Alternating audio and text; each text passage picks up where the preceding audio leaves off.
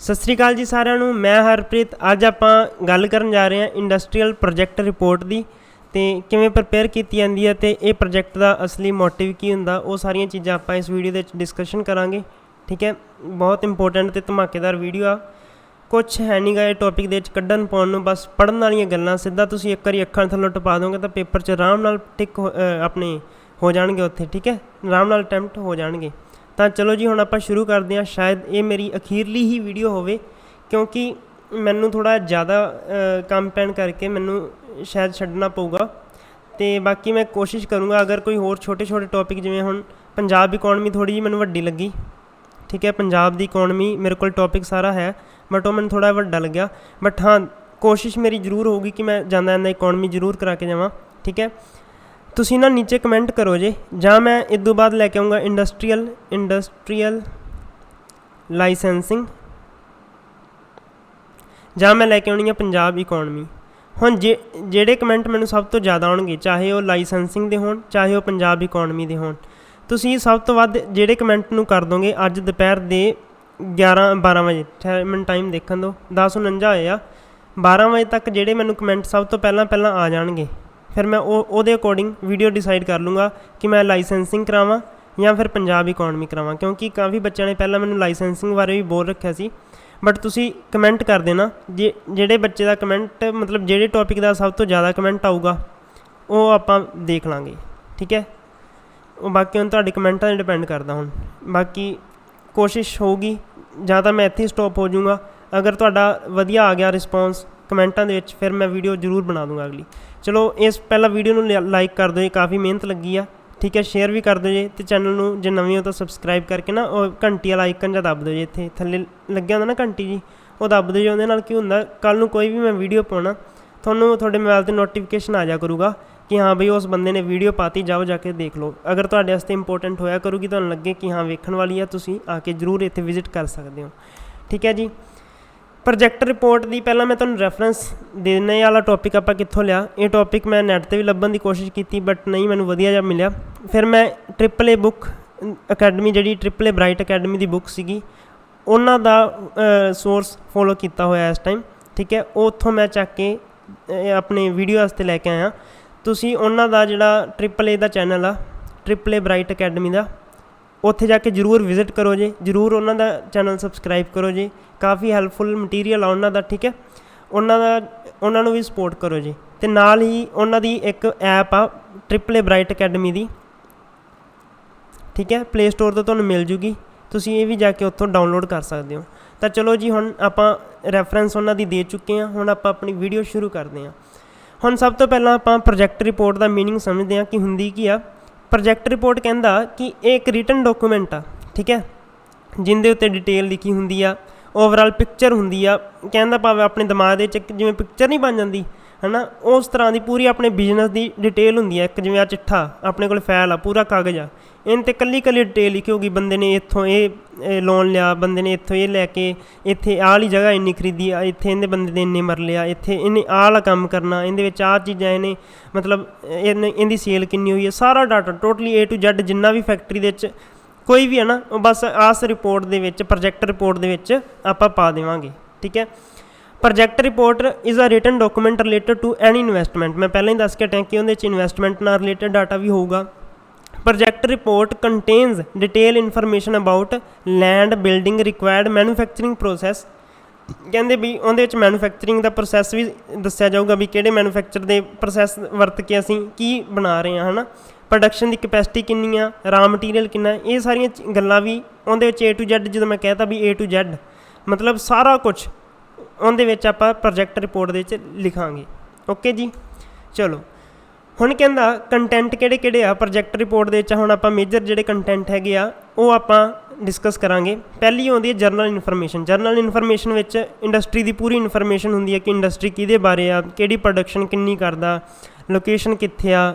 ਬਈ ਇਹਦੇ ਵਿੱਚ ਮੈਂਸ਼ਨ ਇਹ ਵੀ ਕੀਤਾ ਹੁੰਦਾ ਵੀ ਰੀਜ਼ਨ ਕੀ ਸੀ, ਅਸੀਂ ਫੈਕਟਰੀ ਇੱਥੇ ਕਿਉਂ ਲਾਉਣ ਲੱਗੇ ਹਾਂ, ਇੱਥੇ ਮਤਲਬ ਗਾਹਕੀ ਜ਼ਿਆਦਾ ਕਿ ਮਾਰਕੀਟ ਜ਼ਿਆਦਾ ਕਿ ਕੀ ਆ, ਕਿ ਸਾਨੂੰ ਜਿਹੜੀ ਮਤਲਬ ਮੰਡੀਆਂ ਇੱਥੇ ਨੇੜੇ ਆ, ਹੈ ਨਾ। ਸਾਰਾ ਕੁਛ ਮੈਂਸ਼ਨ ਹੁੰਦਾ ਉਸ ਪ੍ਰੋਜੈਕਟ ਰਿਪੋਰਟ ਦੇ ਵਿੱਚ। ਇੱਕ ਜਰਨਲ ਇਨਫੋਰਮੇਸ਼ਨ ਦਾ ਹੀ ਪਾਰਟ ਆ ਸਾਰਾ ਕੁਛ। ਫਿਰ ਆਉਂਦੀ ਆ ਐਗਜ਼ੀਕਿਊਟਿਵ ਸਮਰੀ। ਇਹਦੇ ਵਿੱਚ ਕੀ ਕਰਾਂਗੇ, ਇਹ project report must state the objective of the business, मतलब आपका वो मंतव दसणगे उस रिपोर्ट दे विच, and the method through which business can attain success, और वो मैथड भी दसणगे, आपकी प्लैनिंग भी उस रिपोर्ट दे विच दसणगे जिंदे नाल ਉਹ ਆਪਦੇ ਬਿਜ਼ਨਸ ਨੂੰ ਗਰੋ ਕਰਨਗੇ। ਬਈ ਅਸੀਂ ਆਹ ਮੋਟਿਵ ਆ ਸਾਡਾ, ਆਹ ਸਾਡਾ ਓਬਜੈਕਟਿਵ ਸੀਗਾ ਇਸ ਜਗ੍ਹਾ 'ਤੇ ਲਾਉਣ ਦਾ ਫੈਕਟਰੀ, ਅਤੇ ਅਸੀਂ ਆਏ ਵਰਕ ਕਰਦੇ ਹੋਇਆਂ ਅੱਗੇ ਵਧਾਂਗੇ। ਉਹ ਸਾਰੀ ਚੀਜ਼ ਉਹਦੇ ਵਿੱਚ ਐਗਜ਼ੀਕਿਊਟਿਵ ਸਮਰੀ ਦੇ ਵਿੱਚ ਪਾਉਣਗੇ। ਠੀਕ ਹੈ ਜੀ, ਸਮਝ ਲੱਗ ਗਈ? ਕੁਛ ਨਹੀਂ ਹੈਗਾ, ਬਸ ਪੜ੍ਹ ਕੇ ਤੁਸੀਂ ਇੱਕ ਵਾਰੀ ਅੱਖਾਂ ਥੱਲੋਂ ਹੀ ਟਪਾਉਣਾ ਅਤੇ ਉੱਥੇ ਪੇਪਰ ਸਿੱਧਾ ਟਿਕ ਕਰਨਾ ਕਿ ਐਗਜ਼ੀਕਿਊਟਿਵ ਸਮਰੀ ਦੇ ਵਿੱਚ ਕੀ ਆਉਂਦਾ। ਠੀਕ ਹੈ ਜੀ। ਫਿਰ ਆਉਂਦੀ ਹੈ ਤੀਜੇ ਨੰਬਰ 'ਤੇ ਔਰਗਨਾਈਜ਼ਡ ਸਮਰੀ। ਇਹਦੇ ਵਿੱਚ ਆਉਂਦੀ ਹੈ project report should indicate the organisation structure and pattern. ਹੁਣ ਮੰਨ ਲਓ ਦੇਖੋ ਆਹ ਇੰਡਸਟਰੀ ਆ, ਇੰਡਸਟਰੀ ਦੇ ਵਿੱਚ ਪੈਟਰਨ ਇਹਨਾਂ ਨੇ ਕਿਹੜਾ ਫੋਲੋ ਕੀਤਾ ਆ, ਮਤਲਬ ਇੱਧਰ ਜਿਵੇਂ ਆਹ ਦੇਖੋ ਆਹ ਪਾਣੀ ਵਾਸਤੇ ਜਿਹੜਾ ਵੇਸਟ ਪਾਣੀ ਇੱਧਰ ਹੋਊਗਾ, ਜਾਨੀ ਨਕਸ਼ਾ ਕਹਿ ਲਓ ਇੱਕ ਤਰ੍ਹਾਂ ਦਾ ਯਾਰ, ਜਿਵੇਂ ਪੰਜਾਬ ਇੱਥੇ ਆਪਣੀ ਚਿਮਨੀਆਂ ਹੋਣਗੀਆਂ 4, ਇੱਥੇ ਆਹ ਵਾਲੀ ਚੀਜ਼ ਹੋਊਗੀ, ਇੱਥੇ ਆਹ ਵਾਲਾ ਯੂਨਿਟ ਹੋਊਗਾ। ਇਸ ਚੀਜ਼ ਨੂੰ ਕਹਿੰਦੇ ਆ ਵੀ ਪ੍ਰੋਜੈਕਟ ਰਿਪੋਰਟ ਦੇ ਵਿੱਚ ਔਰਗਨਾਈਜ਼ਡ ਸਮਰੀ ਵੀ ਹੋਵੇ, ਵੀ ਤੁਸੀਂ ਕਿਹੜਾ ਪੈਟਰਨ ਫੋਲੋ ਕਰ ਰਹੇ ਹੋ ਆਪਦੀ ਇੰਡਸਟਰੀ ਦੇ ਵਿੱਚ। ਇਹਨੂੰ ਕਹਿੰਦੇ project report should indicate the organisation structure and pattern proposed for the unit, ਵੀ ਕਿਵੇਂ ਆਪਾਂ ਯੂਨਿਟ ਕਿਹੜੇ ਢੰਗ ਨਾਲ ਲਗਾ ਰਹੇ ਹਾਂ, ਇਹਨੂੰ ਕਹਿੰਦੇ ਆ ਔਰਗਨਾਈਜ਼ਡ summary. It must be state whether the ownership is based on sole proprietorship ਜਾਂ ਪਾਰਟਨਰਸ਼ਿਪ ਔਰ ਜੁਆਇੰਟ। ਮਤਲਬ ਹੁਣ ਤੁਸੀਂ ਇਹ ਵੀ ਉਹਦੇ ਵਿੱਚ ਜਿਹੜੀ ਔਰਗਨਾਈਜ਼ਡ ਸਮਰੀ ਵਿੱਚ ਇਹ ਵੀ ਦੱਸਣਾ ਕਿ ਤੁਸੀਂ ਜਿਹੜਾ ਆਹ ਫੈਕਟਰੀ ਲਾ ਰਹੇ ਹੋ, ਕੀ ਤੁਹਾਡੀ ਇਹਦੇ ਵਿੱਚ ਮਾਲਕੀ ਕਿਹਦੀ ਆ, ਕੀ ਤੁਹਾਡੀ ਆਪਦੀ ਆ, ਕੀ ਤੁਸੀਂ ਖੁਦ ਮਾਲਕ ਹੋ ਜਾਂ ਮਤਲਬ ਕਿਸੇ ਨਾਲ ਸਾਂਝੇਦਾਰੀ ਕੀਤੀ ਆ। ਸਾਰਾ ਕੁਛ ਆਪਾਂ ਇਸ ਔਰਗਨਾਈਜ਼ਡ ਸਮਰੀ ਦੇ ਵਿੱਚ ਰਿਪੋਰਟ ਦੇ ਵਿੱਚ ਪਾ ਦਾਂਗੇ। ਇਹਦੇ ਵਿੱਚ ਹੋਰ ਕੀ ਹੁੰਦਾ, ਬਾਇਓਡਾਟਾ ਆਫ ਫਾਈਨੈਂਸ਼ੀਅਲ ਸਾਊਂਡਨੈਸ। ਆਪਾਂ ਦੇਖਾਂਗੇ ਇਹਦੇ ਵਿੱਚ ਵੀ ਆਪਾਂ ਲੋਨ ਵਗੈਰਾ ਕਿੱਥੋਂ ਲੈ ਕੇ ਇਹਦੇ ਵਿੱਚ ਆਪਾਂ ਲਾ ਰਹੇ ਹਾਂ। ਠੀਕ ਹੈ। ਬਾਕੀ ਇੱਕ ਫਾਈਨੈਂਸ਼ੀਅਲ ਦੀ ਅਲੱਗ ਵੀ ਰਿਪੋਰਟ ਹੁੰਦੀ ਆ, ਜਾਣੀ ਇਸੇ ਰਿਪੋਰਟ ਦੇ ਵਿੱਚ ਹੀ ਇੱਕ ਅਲੱਗ ਸਮਰੀ ਬਣਾਈ ਜਾਂਦੀ ਹੈ ਫਾਈਨੈਂਸ਼ੀਅਲ ਦੀ।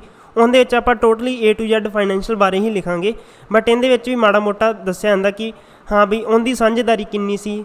ਠੀਕ ਹੈ, ਮੇਰੀ ਸਾਂਝੇਦਾਰੀ ਉਹਦੇ ਵਿੱਚ ਕਿੰਨੀ ਆ ਅਗਰ ਆਪਣੀ ਪਾਰਟਨਰਸ਼ਿਪ ਆ ਕਿਸੇ ਨਾਲ। ਤਾਂ ਕਹਿੰਦੇ ਇਹਦੇ ਵਿੱਚ ਪ੍ਰੋਪਰਟੀਅਰਸ ਦਾ ਨਾਮ, ਪਤਾ, ਉਮਰ, experience must be mentioned on it. ਮਤਲਬ ਸਾਰਾ ਕੁਛ ਜਿੰਨੇ ਵੀ ਬੰਦੇ ਵਿੱਚ ਕੰਮ ਕਰਦੇ ਆਪਣੇ, ਭਾਵੇਂ ਆਪਾਂ ਆਪਣਾ ਪਾਰਟਨਰ ਆ ਚਾਹੇ ਆਪਾਂ ਖੁਦ ਆ, ਆਪਣਾ ਨਾਮ, ਪਤਾ, ਉਮਰ, ਐਕਸਪੀਰੀਅੰਸ ਆਪਣਾ ਕਿੰਨਾ, ਉਹ ਸਾਰਾ ਕੁਛ ਇਹਦੇ ਵਿੱਚ ਮੈਨਸ਼ਨ ਹੋਊਗਾ।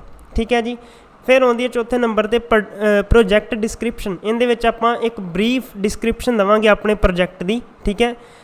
ਇਹਦੇ ਵਿੱਚ ਕੀ ਕੁਛ ਹੋਊਗਾ, ਲੋਕੇਸ਼ਨ, ਮਤਲਬ ਆਪਾਂ ਕਿਹੜੀ ਜਗ੍ਹਾ 'ਤੇ ਲਾ ਰਹੇ ਹਾਂ, ਕਿਹੜੀ ਜਗ੍ਹਾ 'ਤੇ ਆਪਾਂ ਇੰਡਸਟਰੀ ਖੋਲ੍ਹ ਰਹੇ ਹਾਂ। ਦੂਜੇ ਨੰਬਰ 'ਤੇ ਉਹ ਰਾ ਮਟੀਰੀਅਲ ਆਪਾਂ ਨੂੰ ਕੀ ਚਾਹੀਦਾ। ਤੀਜੇ ਨੰਬਰ 'ਤੇ ਉਹ ਟਾਰਗੇਟ ਆਫ ਪ੍ਰੋਡਕਸ਼ਨ, ਵੀ ਆਪਾਂ ਇੰਨੇ ਰਾ ਮਟੀਰੀਅਲ ਦੇ ਨਾਲ ਕਿੰਨੀ ਪ੍ਰੋਡਕਸ਼ਨ ਕਰਨੀ ਆ, ਇਹ ਆਪਣਾ ਟਾਰਗੇਟ ਕੀ ਆ। ਏਰੀਆ ਰਿਕੁਆਇਰਡ ਫੋਰ ਵਰਕਸ਼ਾਪ, ਇੱਥੇ ਵਰਕਸ਼ਾਪ ਲਿਖਿਆ ਸੀ ਮੈਂ, ਵਰਕਸ਼ੈਡ ਆ, ਵਰਕਸ਼ੈਡ। ਠੀਕ ਹੈ।